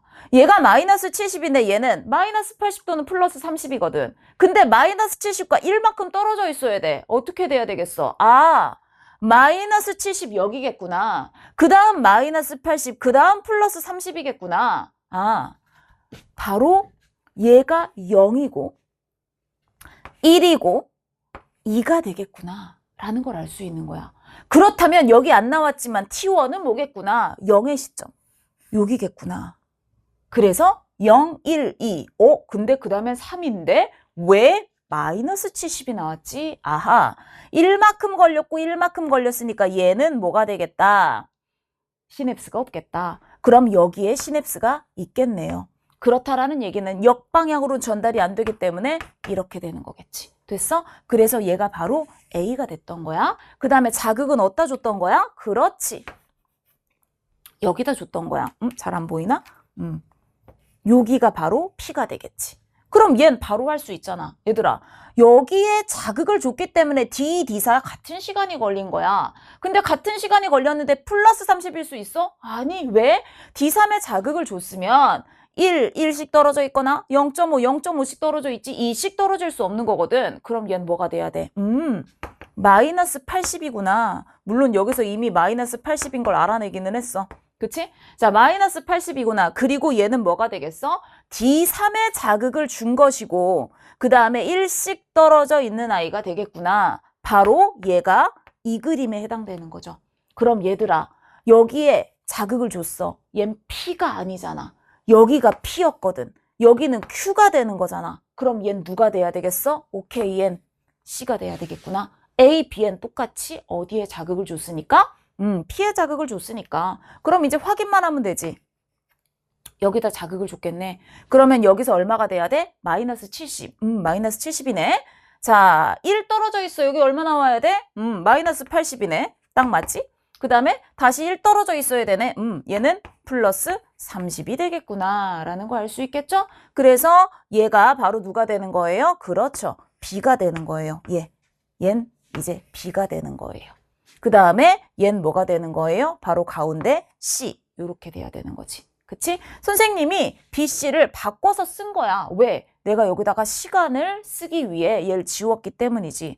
근데 선생님 저는 그게 더 헷갈려요. 그러면 지우지 말고 그냥 이렇게 써도 돼요. 옆에다가 얘네 둘은 점과 점 사이가 하나는 1의 간격, 하나는 0.5의 간격이야. 그것만 기억하고 여러분들이 그냥 BC를 살려놓은 상태에서 풀어도 상관없어요. 그런데 난 저 그림을 먼저 이용하고 싶다. 그러면 지워서 쓰는 것도 한 번쯤 활용을 해보면 좋을 것 같아서 선생님이 설명을 한 거예요. 자, 그래서 그렇다면 동그라미 A는 마이너스 70이다 그랬는데 플러스 30이거든. 가에 시냅스가 있죠. 그 다음에 기억이 3ms일 때 B의 D에서 뭔 일이 벌어지나? B는 얘잖아. D까지 얼마큼 걸렸어? 1.5만큼 걸렸어. 1.5만큼 걸렸어. 1.5. 그러면 얘는 1.5. 선생님 목이 메이는데? 3에서 1.5 어디일 때? 경과 시간 3일 때 전시 1.5면 거꾸로 가지. 뭐 하고 있는 거야? 탈분극하고 있는 거야. 따라서 재분극이 아니니까 정답은 2번이 되겠죠. 선생님이 생각했을 때 그나마 여러분들이 가장 어렵다라고 느낄 수 있는 문제는 나는 이 세트에서 유전이 아니라 얘였던 것 같아요. 이게 이제 물론 잘 찍은 사람들은 어떻게 금방 답이 나왔을 수 있지만 그러면 찝찝할 거였거든. 제대로 풀었다면 이 문제가 조금 난이도가 있게 출제된 그런 상황이다 라는 거 여러분들이 아마 느꼈을 거예요. 그래서 6월 모평, 9월 모평을 봤을 때 우리 전도 속도 웬만하면 다양한 문제, 조금 난이도 있는 문제까지도 여러분들 좀 준비를 하시는 게 좋을 것 같습니다. 대신에 근수축은 완전 쉽게 나왔어. 나 이거 진짜 금방 풀 것 같아. 자, 보세요. H대 길이, X의 길이 나왔는데 H대 길이가 어떻기 때문에? 이쪽이 크기 때문에 이쪽의 근절의 길이가 더 크겠구나. 그렇다면 AB를 가려놓긴 했지만 우리 금방 알 수 있잖아. 어차피 AB, 기억 더하기 니은이 일정한 상황에서 근절의 길이가 길수록 누구의 비율이 커지겠어요? 기억의 비율이 커지겠죠. 그렇기 때문에 아하, B분의 A가 이쪽이 크다라는 건 A가 바로 누가 되겠고? 기억이 되겠고 B는 누가 되겠구나? 니은이 되겠구나. 왜? 길 때 비율이 큰 거. 그게 바로 기억이 되겠지. 됐어? 자, 이렇게 이제 정하고 나보면 선생님이 근수축 문제를 풀 때 여러분들이 각 구간의 길이를 구하기 위해 요 정도로 써주면 좋을 것 같다라고 다른 모의고사를 풀면서 얘기를 해봤어요. 혹시 처음 보는 사람들은 물론 표를 다 그리는 사람들도 있는데 아무래도 선을 다 그리려면 시간이 걸리니까 선생님 같은 경우에는 기억, 니은, 디귿을 표시하고 중요한 건 뭐냐면 어떨 땐 기억, 니은, 디귿 이렇게 써주고 어떨 땐 기억, 니은, 디귿 이렇게 써준다? 그럼 헷갈리면 안 되잖아. 그래서 선생님은 이제 디귿에다 즉 H대 가운데 M선을 그려. M선을 그리는 데는 두 가지 이유가 있어. 어느 쪽에 H대인지 표를 다 그리지 않아도 내 눈에 보게 하려고. 그 다음에 또 하나, 선생님은 주로 각 구간의 길이를 구할 때 변화량을 따지기보다 뭘 이용하느냐? 기억 더하기 니은은 같은 값으로 일정하다. 일정하잖아. 일정한 값이지. 그 다음에 요것부터 요것까지 M선을 기준으로 얘부터 얘까지 이건 2분의 A대 길이다. 마이오신 필라멘트 절반의 길이. 얘도 일정하잖아. 그래서 요거 대 요거. 요만큼의 길이가 일정하다. 합이. 그걸 이용하기 위해서 요렇게 그리는 편이에요. 그러면 이제 금방 할 수 있지? H대 길이가 2D다. 그러면 DD 나눠서 쓰면 돼. 됐어? 자, 그 다음 X의 길이가 8D면 뭔 뜻이야? 2분의 X의 길이는 4D란 뜻이거든? 그럼 기억 더하기 니은이 3D일 거 아니야. 그런데 니은 기억 어때? 2의 비율이 나오려면 얜 2D에 D가 되겠구나. 그럼 이제 니은 더하기 디귿은 니은 더하기 2분의 디귿. 요거는 2D로 일정한 거고 얘는 3D로 일정한 거야. 그럼 뭐 하면 돼? H대의 길이가 D다. 아하, 0.5D에 0.5D구나. 그럼 2D가 돼야 돼. 합쳐서 얘는 1.5D가 되겠구나. 둘이 합쳐서 3D 돼야 돼. 다시 1.5D가 되겠구나. 끝났잖아. 자, 그러면 A는 기억이다. 맞는 얘기고. T일 때 기억의 길이랑 디귿의 길이가 서로 같네요. 그쵸? 그 다음 T2일 때 Z1로부터 Z1 여기겠죠? Z2 방향으로 거리가 2D인 지점은 바로 어디가 되겠어요? 니은 중간이 되겠네요. 따라서 니은에 해당한다. 맞는 얘기지. 그래서 정답은 5번이 되겠습니다. 자, 이 돌연변이 문제 여러분들이 가장 마지막에 풀었을 것 같아요. 그치? 좀 다르긴 달라. 근데 이 문제는 어려운 문제는 아니야. 여러분들이 보던 문제랑 좀 패턴이 달라서 처음에 어떻게 시작을 하지? 라는 걸 고민했을 수는 있는데 풀고 보면 알겠지만 사실상 진짜 좋은 돌연변이 문제는 얘들아 돌연변이로 시작하는 뭔가가 있어야 진정한 돌연변이 문제거든. 근데 얘는 9월 모평이라 그런지 약간 돌연변이가 좀 따로 놀아. 정상으로 다 풀고 아 그래서 이런 돌연변이가 일어났구나. 좀 돌연변이 문제 중에서도 약간 뭐라고 할까? 아주 상급 문제는 아니랄까? 그런데 이 돌연변이 문제가 조금 더 의미 있는 문제로 나온다면 여러분들이 느끼기에는 더 어려워질 수 있어요. 보통 돌연변이 조건으로 시작하는 문제를 여러분들이 좀 더 어려워하거든. 근데 지금 여기서 돌연변이의 내용을 보면 비분리가 1회 일어나 염색체수가 비정상적인 생식세포 P가 있고 그 다음 유전자 돌연변이가 일어난 생식세포 Q가 있다? 그러면 선생님은 보통 돌연변이를 플러스 돌연변이, 마이너스 돌연변이 이렇게 표현을 해요. 뭔가 가질 거를 더 가진 돌연변이도 있고 가질 걸 덜 가진 돌연변이도 있고 돌연변이는 일어났지만 양은 어때? 변하지 않는 돌연변이도 있거든. 그런데 지금 얘는 비분리가 일어났기 때문에 그래서 염색체 수가 비정상이라면 뭘 더 갖거나 덜 갖는 돌연변이가 일어났을 거야. 그런데 유전자 돌연변이 같은 경우는 1대1로 바뀐 거기 때문에 양이 달라지진 않아. 그럼 여러분들이 얘만 읽고선 얘를 딱 봤을 때 돌연변이 자손을 봤을 때 어라? 스몰 b가 3개야? 얜 뭐 때문에 일어났겠구나? 비분리 때문에 일어났겠구나. 여기서 바로 비분리가 일어났구나 정도만 알 수 있지. 나머지는 뭐 내가 판단할 수가 없는 부분이니까. 왜? 얘가 지금 라지 A 2개에 라지 A 2개에 그 다음 또 다른 스몰 a를 갖고 있는지 그렇지 않은지 얘만 보면 알 수 없잖아. 그치? 그러니까 이런 것들은 지금 당장 볼 만한 건 아니고 얘를 보고 얜 비분리 때문에 이렇게 됐구나 라는 것 정도 알 수 있는 거예요. 그 다음에 이제 정상으로 넘어와 보면 아버지 어머니랑 자녀를 구분해서 봤을 때 유전자의 위치를 봤더니 이 중에 2개는 X염색체 있고 나머지 1개는 상염색체 있대. 보통 표현형을 보여주는 문제가 많거든. 얘는 오히려 유전자를 보여줬기 때문에 더 쉬운 거야. 얘들아, 표현형을 보여주면 우리는 우열을 따줘야 되고 우성 유전자를 가졌으면 우성이고 안 가졌으면 열성이다. 오히려 더 생각해야 되는데 지금은 그냥 유전자를 보여줬기 때문에 누가 누구한테 뭘 준 건지만 생각하면 되는 거야. 그게 중요한 거야. 그런데 얘들아, 아빠 같은 경우에는 X염색체에 연관된 유전자가 2개가 있고 나머지 하나만 상염색체란 말이야. 그럼 여러분들이 이런 걸 볼 줄 알아야 되는 것 같아요. 자, 봅시다. 아버지는 라쥐에이를 하나 가졌어. 그러면 잘 모르겠다.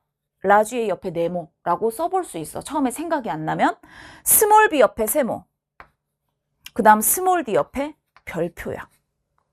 엄마는 라지 A를 안 가지고 있어. 스몰 A, 스몰 A죠. 엄마는 뭐 2개씩 다 가졌을 거니까 라지 B, 스몰 B에 라지 D, 스몰 D야. 그렇다면 여러분들이 이제 순서대로 받겠죠? 물론 다 풀고 나면 아 얘부터 보는 게 좋았겠구나가 되겠지만 사실 시험을 볼 때는 그러지 않았을 거야. 이건 누가 줬을까? 얘도 줄 수 있고 얘도 줄 수 있네. 결정할 수 없어? 스몰 D를 안 줬잖아. 스몰 D를 안 줬다라는 건 아 엄마는 라지 D를 줬겠구나. 엄마는 라지 D를 줬겠구나. 그 다음에 아빠는 별표를 줬겠구나. 내가 왜 별표라고 쓴 거야? 라지 D인지 Y인지 모르니까. 여기 기호로 쓴 것 중에 몇 개가 기호로 쓴 것 중에 2개는 Y 염색체였고 나머지 하나만 바로 대립 유전자가 돼야 되는 거거든. 그치? X 염색체 있는 게 2개니까. 요게 이제 더 이상 볼 수 없어. 그 다음에 라지 A를 안 가졌어? 그러면 엄마는 스몰 A를 줬을 거고 아빠는 네모를 줬을 거고 스몰 B는 둘 다 갖고 있으니까 누가 줬는지 모르겠고 그 다음에 스몰 D도 어때? 둘 다 갖고 있으니까 누가 줬는지 모르겠지. 하지만 자녀 3을 봤더니 어때? 라지 A를 하나 가졌어. 누가 줬어? 그래, 아빠가 라지 A를 줬다는 뜻이야. 아빠가 라지 A를 줬어. 스몰 B는 안 줬네. 아빠가 뭘 줬어? 세모를 줬겠네. 그 다음에 스몰 D 스몰 D. 엄마도 스몰 D 줬고 아빠도 스몰 D 줬지. 그러면 아빠도 스몰 D를 준 거야. 자, 여러분들이 생각이 안 났으면 순서대로 따져봤겠지만 조금 요령이 있는 사람이라면 자녀 3부터 보는 게 유리하다는 걸 알 거예요. 왜? 0과 2는 둘 다 되게 뭐라고 해? 한 종류의 유전자만 가진 거고 1들보단 훨씬 더 나한테 많은 정보를 주는 거거든. 그래서 유전을 조금 공부한 사람들은 아마 자녀 3부터 봤을 거예요. 그럼 우린 뭘 알았어? 라지 A 스몰 D가 X에 있는 거구나. 헉, 선생님 어떻게 알았어요? 어떻게 알았게? 봐. 라지 A랑 스몰 D를 아빠가 같이 줄 수 있는 거잖아. 그치? 그렇기 때문에 봐. 라지 A 스몰 B가 X에 연관돼 있었다면 라지 A 줄 때 스몰 B 줬어야 돼. 근데 안 그랬지.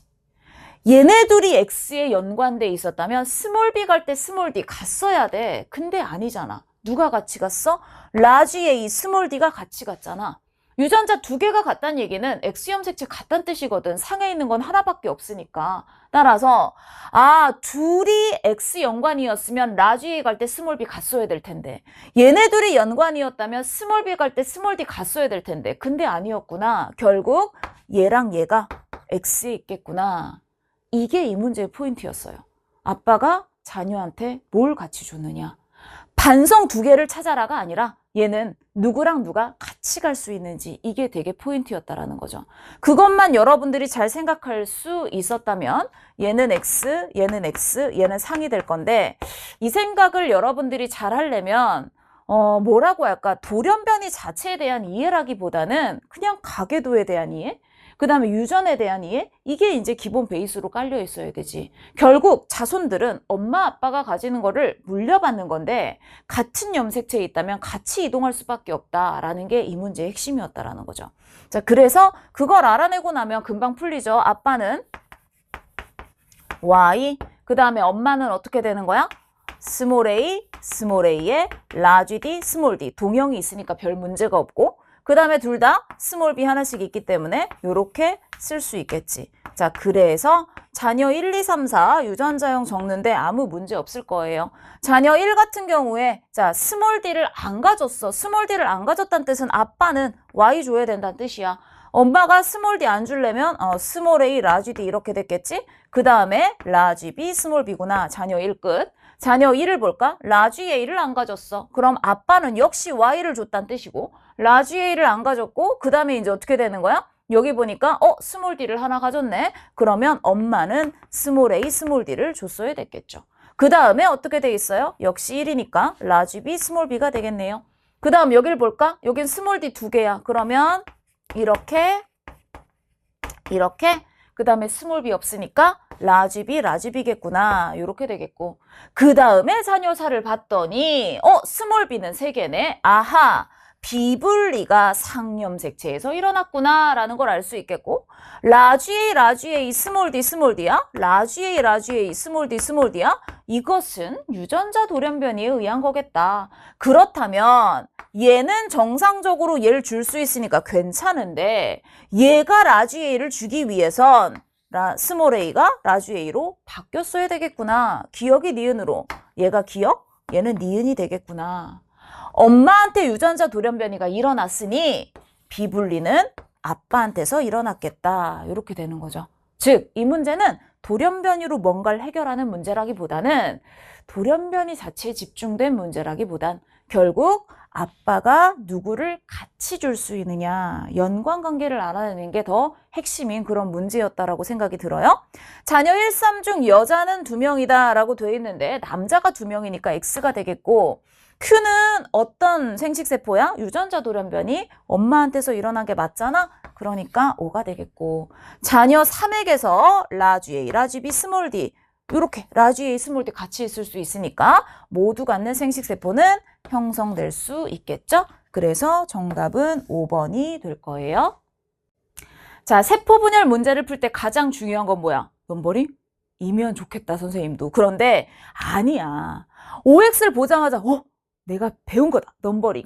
쓰면 좋겠지만 이 문제는 넘버링까지 쓸 필요가 없는 문제예요. 대신에 선생님이 세포 분열 문제를 풀 때 항상 뭐부터 하라 그랬어? 첫 번째, 유전자의 위치를 찾는다. 아, 서로 다른 세 개의 상염색체 있구나. 우와, XY 고려 안 해도 돼. 라지 B가 없으면 스몰 b가 있으면 되는 거야. 스몰 a가 없으면 라지 a가 있어야 되는 거야. 그게 상염색체거든. 이거 보는 거 너무 중요하잖아. 서로 다른 세 개, 우와, 연관관계 고려할 필요가 없어. 각자 따로 노는 거야. 그 다음에 뭘 보라 그랬어? 그래, 세포의 정체를 밝히라 그랬지. 사람 피의 세포, 한 사람의 세포구나.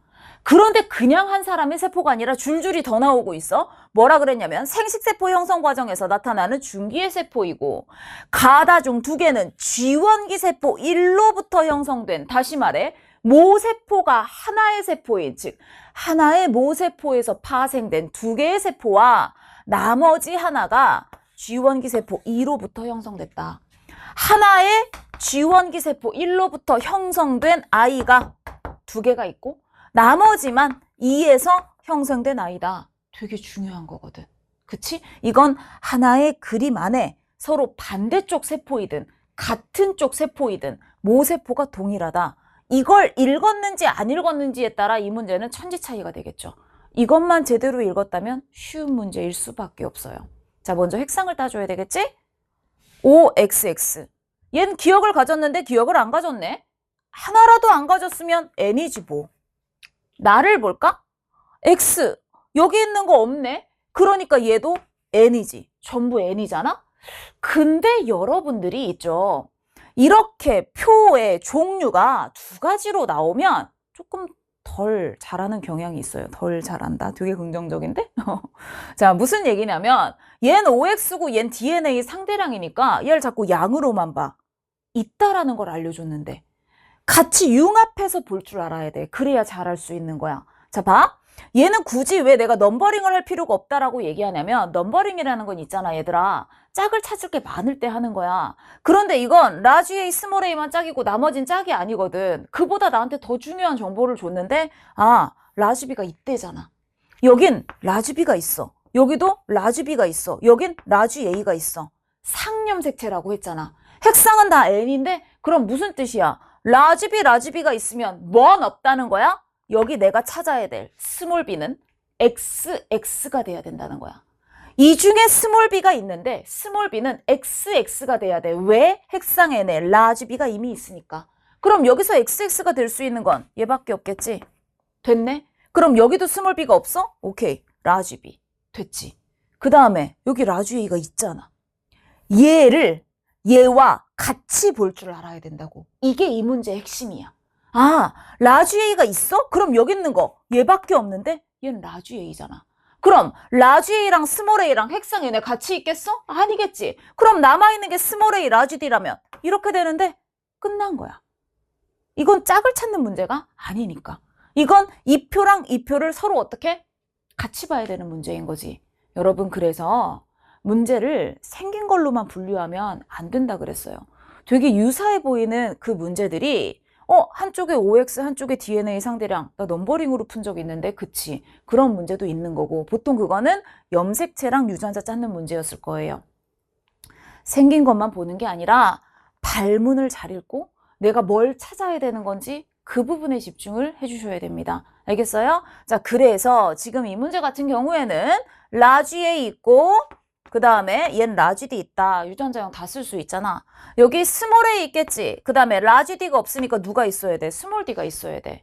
그 다음에 이쪽은 역시 라지 D가 없으니까 스몰 D 있어야 돼. 그럼 어떻게 해야 돼? 라지 A도 있고 스몰 A도 있고 라지 A도 있고 얘 유전자형은 라지 A, 스몰 A겠구나. 그렇다면 하나의 모세포에서 파생된 세포는 서로 반대쪽 세포이거나 같은 세포일 건데 하나도 똑같은 건 없거든.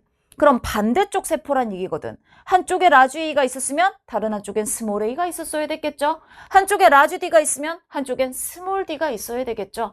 그렇기 때문에 여러분 어떻게 돼야 되는 거예요? 라지 A, 스몰 A, 라지 D, 스몰 D, 얘네가 바로 서로 반대쪽 세포가 될 수 있는 거야. 그러니 얘는 같은 모세포에서 파생된 세포일 것이고 그 다음에 얘가 혼자 E에서 만들어진 세포가 되겠구나. 아, 유전자형은 라지 A 스몰 a, 라지 D 스몰 d 이렇게 되니 한쪽에 라지 A가 있으면 다른 쪽엔 스몰 a가, 한쪽에 라지 D가 있으면 다른 쪽엔 스몰 d가 있어야 되겠구나. 이렇게 판단을 하는 거고, 자, 그리고 나서 봤더니 이쪽에도 라지 B, 이쪽에도 라지 B야? 그러면 하나의 모세포에서 파생된 세포에서 한쪽에도 라지 B, 다른 쪽에도 라지 B, 동형적합성이다 라는 걸 의미하는 거죠. 됐어요? 이것은 그냥 피의 세포가 아니라 모세포를 지정해 줬기 때문에 여러분들이 동형이라는 걸 결정할 수 있는 부분인 거예요. 그래서 세포 분열 문제는 늘 여기 등장한 유전자가 누군지, 어디 있는지, 연관인지 상에 있는지 성에 있는지, 여기 등장하는 세포가 누군지, 한 사람의 세포인지 여러 사람의 세포인지, 한 사람의 세포 중에서도 같은 모세포에서 나온 세포인지 그런 걸 제한하지 않았는지, 이런 부분들을 잘 읽어가면서 문제를 풀어야 한 번에 빠르게 문제를 풀 수 있겠죠. 따라서 니은은 스몰 b고요. 그 다음에 다는 2로부터 형성된 거니까 아니겠고, 유전자형에 여기 라지 B, 라지 B 이렇게 돼야 되겠지. 제대로 풀었으면 이 문제는 되게 금방 풀고 넘어갈 수 있는 그런 어렵지 않은 문제였어요. 자, 여러분 돌연변이 문제 같은 경우에는 사실상 풀이하는데 시간이 오래 걸리진 않아. 그런데 어떻게 시작해야 될지, 내가 뭐부터 해야 될지 그걸 생각을 못 했을 수 있어요. 솔직히 이 문제는 시간은 걸려. 왜? 유전자형 다 정해야 되거든.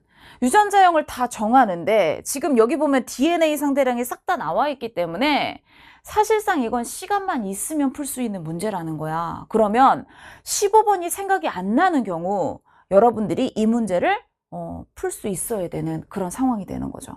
그러려면 얘들아, 가계도를 풀어본 경험이 있어야 돼. 여러분들이 사설 모의고사를 풀면서 늘 같은 순서로 문제를 풀어요. 그러면 분명히 시간이 모자랄 거고, 그럼 가계도랑 돌연변이는 늘 못 풀 거고, 그럼 어때? 만약에 여러분들이 수능을 보는데 뭔가 보니까 시간이 좀 남았어. 또는 내가 뭔가 건드릴 수 없는 신유형 문제가 나와 있어. 뭘 풀긴 풀어야겠어. 그런데 가계도는 생각보다 쉬워. 그래도 여러분들이 평소에 풀어본 경험이 없으면 손을 못 댑니다. 그러니까 사설 모의고사를 풀 때 약간 문제풀이의 어떤 순서 같은 것도 자꾸 바꿔보려고 해야 되고, 그게 안 된다면 시간이 지난 이후 복습을 할 때는 가계도 문제를 자꾸 풀어봐야 돼요. 그래야 쉬운 문제는 풀 수 있어요.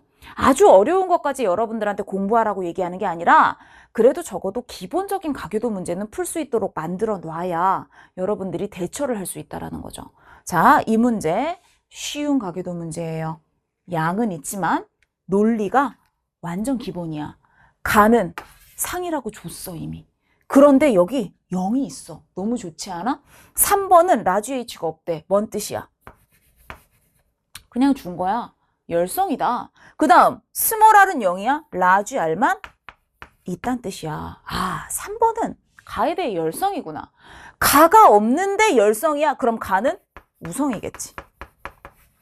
3번은 나에 대해 우성형질이구나. 나가 없는데 뭐야? 나가 없는데 우성이야? 그럼 나는 열성이란 뜻이겠지. 됐어? 그래서 가는 상의 우성이라는 걸 알았고, 나는 열성이라는 걸 알았어. 그러면 우리 이제 뭐 할 수 있어? 가는 이미 다 결정한 거야. 상의 우성이다. 아, 가가 있는 아이들은 라지 H를 가졌겠구나. 가가 아닌 애들은 스몰 h, 스몰 h 이렇게 스몰 h, 스몰 h. 구성원별로 계속 생각하는 것보단 이렇게 형질별로 따지는 게 훨씬 더 여러분들이 가계도를 금방 채울 수 있는 방법이에요. 자, 그 다음에 그러면 나는 열성이잖아. 여러분 어디까지 쓸 수 있겠어요? 얘가 열성이다. 누구만 가졌다? 분명히 스몰 r만 가졌다라는 걸 알 수 있어. 그런데 뭘 결정해야 되겠어? 반성인지 아닌지를 결정을 해야 되겠지? 그렇기 때문에 이제 뭘 봐야 돼? 여기 내가 알아낸 라지 H 값을 한번 집어넣어 보는 거야. 자, 2번은 라지 H 안 가졌고, 안 가졌고, 그 다음에 5번도 안 가졌고, 7번은 하나 가졌고, 얜 0이네. 그럼 우리는 뭘 할 수 있어? 스몰 r 값을 알 수 있잖아. 1, 0, 1. 그 다음에 얘는 어떻게 되겠어요? 0이 되겠죠? 그 다음에 8번은 어떻게 되겠어요? 8번은 1이 되겠네요. 그렇다면 지금 봐봐. 5번이 남자인데 스몰 r을 갖고 있어. 근데 분명히 얜 뭐라 그랬어? 나는 열성이라 그랬거든. 얜 그럼 나가 아니니까 우성인데 뭐도 갖고 있는 거야? 라지알도 갖고 있고 스몰알도 갖고 있는 거야. 이런 걸 통해서 여러분들이 뭐라는 걸 알 수 있겠어요? 얘도 상염색체에 있는 거구나. 다시 말해 가와 나가 9번 염색체 연관돼 있고 누구만 다만 X에 있겠구나라는 걸 알 수 있겠죠. 그렇다면 여러분 어차피 각 구성원의 스몰알, 라지알의 합은 얼마가 돼야 되기 때문에 2가 돼야 되기 때문에 이렇게 채울 수 있겠네. 1, 1, 0, 2, 1, 1, 0, 2, 1, 1 이렇게 채울 수 있겠지. 그렇다면 이제 어떻게 채울 수 있겠어? 아 얘는 어차피 나가 나와 있으니까 스몰알, 스몰알일 거고요. 그러면 라지 H 스몰알 내려오고 그 다음에 얘는 뭐가 돼야 되겠어? 라지알 이렇게 돼야 되겠지. 그치? 얘는 나가 아니니까. 그 다음에 그렇다면 얘는 2번은 어떻게 될까? 2번 같은 경우에는 스몰 h 스몰 r을 이쪽에서 받았을 것이고 자 2번은 여기 보니까 얘가 뭐가 돼 있어? 라지알 스몰 r이 하나씩 있는 거잖아. 그렇다면 얘는 라지알 스몰 r이겠구나. 이렇게 정해주면 되겠죠. 자 그 다음에 3번 같은 경우는 라지알 라지알이네. 그러니까 얘는 라지알 라지알 이렇게 적어주면 되겠고 그 다음에 5번에 라지알 스몰 r 나왔어요. 이미 해놨죠. 그 다음 7번 라지알 라지알 이렇게 됐겠지. 그러면 이쪽에 라지알 이쪽에 라지알 하나씩 채웠고 자 4번은 없으니까 8번을 보면 라지알 스몰 r이야. 그럼 여기 스몰 r 이걸 누군가 줘야 되니까 스몰 r 이렇게 채울 수 있겠죠. 그럼 이제 마무리 누구만 하면 돼? T만 하면 돼. 시간은 걸리겠다. 그치? 빨리빨리 해야 돼. 0, 1, 0, 1 이렇게 되겠죠. 그래서 2번 같은 경우에 스몰 t, 스몰 t. 그럼 얜 스몰 ty. 그럼 우리 2번과 5번은 해결한 거고 3번에 스몰 t 없어. 라지 ty. 됐어? 그 다음 7번도 뭐야? 라지 ty 이렇게 되겠지. 그러면 이 라지 t 1로 내리고 1로 올려줘야 되겠고 내가 뭘 보면 8번을 보면 스몰 t를 갖고 있기 때문에 아하 여기서 스몰 t를 받았어야 되겠구나 라는 거 알 수 있겠지. 얘를 결정할 수 없다고 생각했더니 여기다가 조건을 줬네요. 4번과 6번에 유전자형 같다라고 줬기 때문에 결정할 수 있겠고 자 그렇다면 다의 유전자는 X염색체에 있다. 맞는 얘기? 4번 전부 이형접합성이다. 역시 맞는 얘기. 자 6번과 7번 사이에서 아이가 태어날 때 이 아이의 가나다의 표현형이 모두 6번과 같을 확률. 6번은 우성이잖아. 그럼 우성이려면 어떻게 돼야 돼? 얘가 지면 다 우성이고 그 다음에 라지 H, 라지 R 요렇게 만나도 우성이지? 누구만 안 돼? 요렇게 만나는 것만 안 되잖아. 4개 중에 3개의 케이스. 4분의 3. 그 다음 여기서 다시 우성일 확률 역시 4분의 3. 그럼 16분의 9가 되겠죠. 근데 16분의 3이다 라고 했으니까 아니지?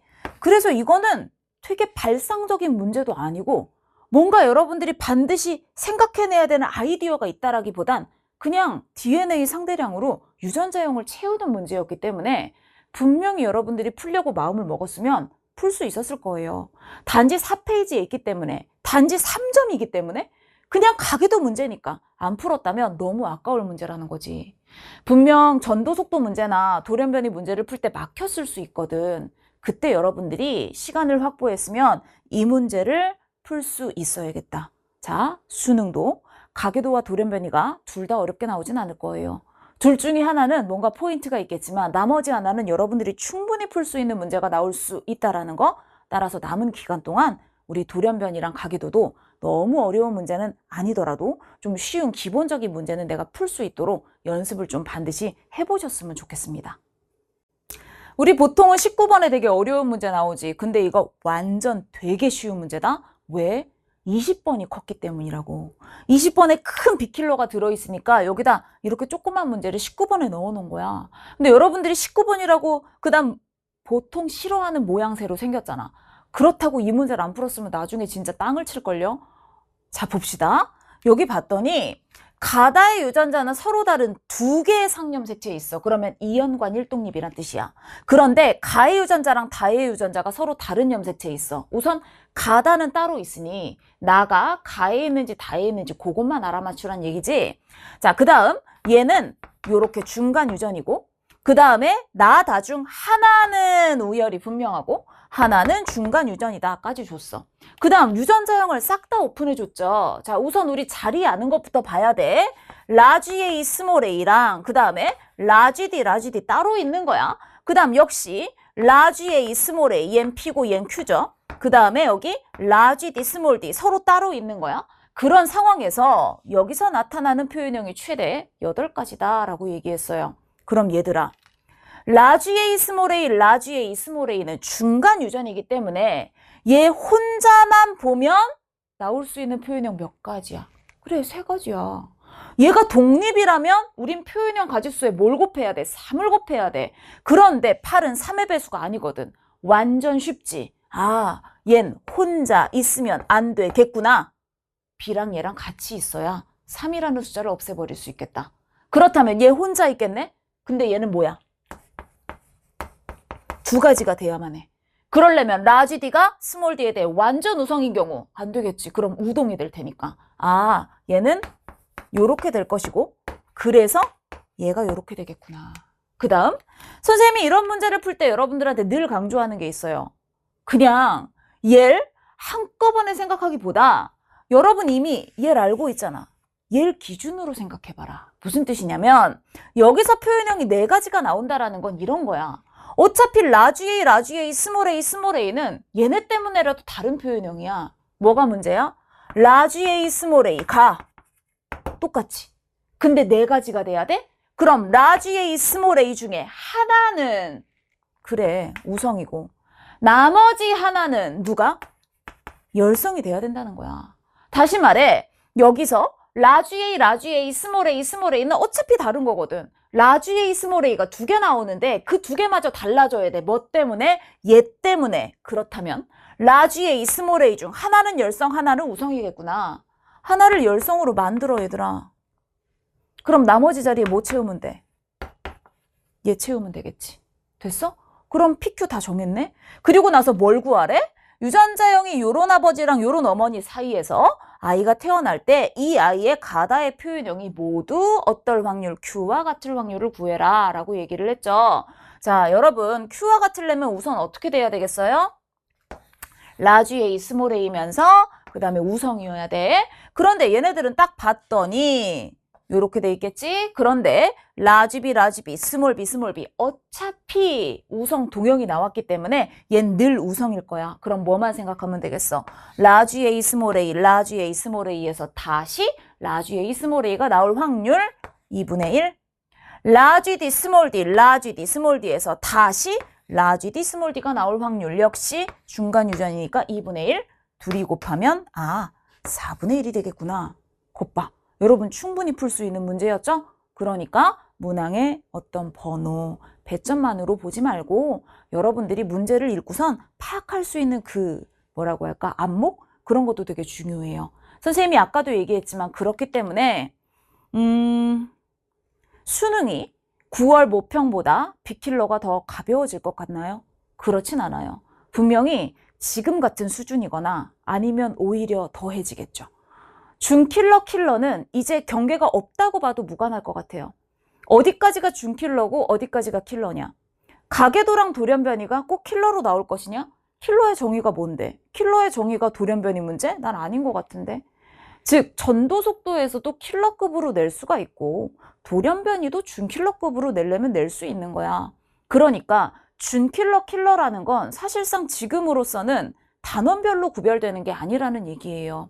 어디서 좀 더 어려운 문제가 나올지, 어디서 좀 더 신유형 문제가 나올지 모르는 상황이기 때문에 우리는 골고루 일정 수준 이상의 문제를 풀 수 있도록 공부를 해야 돼. 아, 선생님, 다 하란 얘기인가요?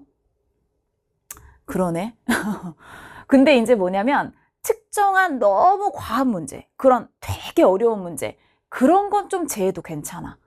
한 문제 보면 알겠지만 이건 내가 공부해도 도저히 못 풀 것 같은데 그런 문제가 나오는 게 아니라 그냥 골고루 조금씩 어려운 거야. 그러니 여러분들이 골고루 공부했으면 좋겠어요. 자꾸 실전 모의고사를 풀 때도 특정 문제 유형만 자꾸 버리기보단 내가 기본적인 거 풀었으면 좋겠어요. 그리고 여러분들이 보면 알겠지만 평가원은 특정한 스킬이 적용되는 문제보단 기본 논리를 사용하는 기본적인 문제를 훨씬 더 중요하게 생각합니다. 그런 문제를 내려고 노력하는 것 같아요. 제가 봤을 땐. 따라서 여러분들이 유전을 공부하든 전도속도를 공부하든 너무 세분화된 유형에서 너무 세분화해서만 적용할 수 있는 그런 풀이를 하기보다 표기법? 내가 나의 생각을 어떻게 표기해야 되느냐? 여기서 기본적인 논리는 무엇이냐? 아, 기호가 나왔을 땐 같은 숫자, 다른 숫자를 비교하는 게 핵심이었지. 표를 가로로만 보지 말고 세로로도 봐야 되지. 이런 식으로 자료를 분석하는 방법에 대해 조금 더 초점을 맞춰서 공부를 하신다면 아마 지금보다 수능에서는 조금 더 좋은 성적을 받지 않을까 싶어요. 분명히 여러분 어려운 시험이었기 때문에 여러분들이 기대했던 또는 6월 모평에 받았던 성적은 아닐 수 있습니다. 그런데 어쩔 수 없어요. 지금 현재 상황 자체가 의대를 목표로 하는 그 재수생들도 많이 끼워져 있고 그렇기 때문에 마냥 쉬운 수능은 기대하기 힘듭니다. 그리고 그렇지 않은 경우에서도 6월, 9월보다 수능은 분명히 어렵게 나왔었어요. 그러니 우리는 어려운 시험을 대비를 해야 되고 그때 여러분들이 어떻게 공부를 해야 돼요? B킬러 골고루 세심하게. 그 다음 중킬러 킬러는 논리에 집중해서 그렇게 공부를 해주시면 될 것 같습니다. 여러분 오늘 너무 수고 많으셨고요. 그 다음에 선생님이 아까 얘기했지만 자, 지나간 과거를 후회하기보다 우리 남아있는 미래에 대해서 조금 더 대비를 하면 분명히 여러분 나중에 우리 다 같이 웃을 수 있을 거예요. 수고 많으셨습니다.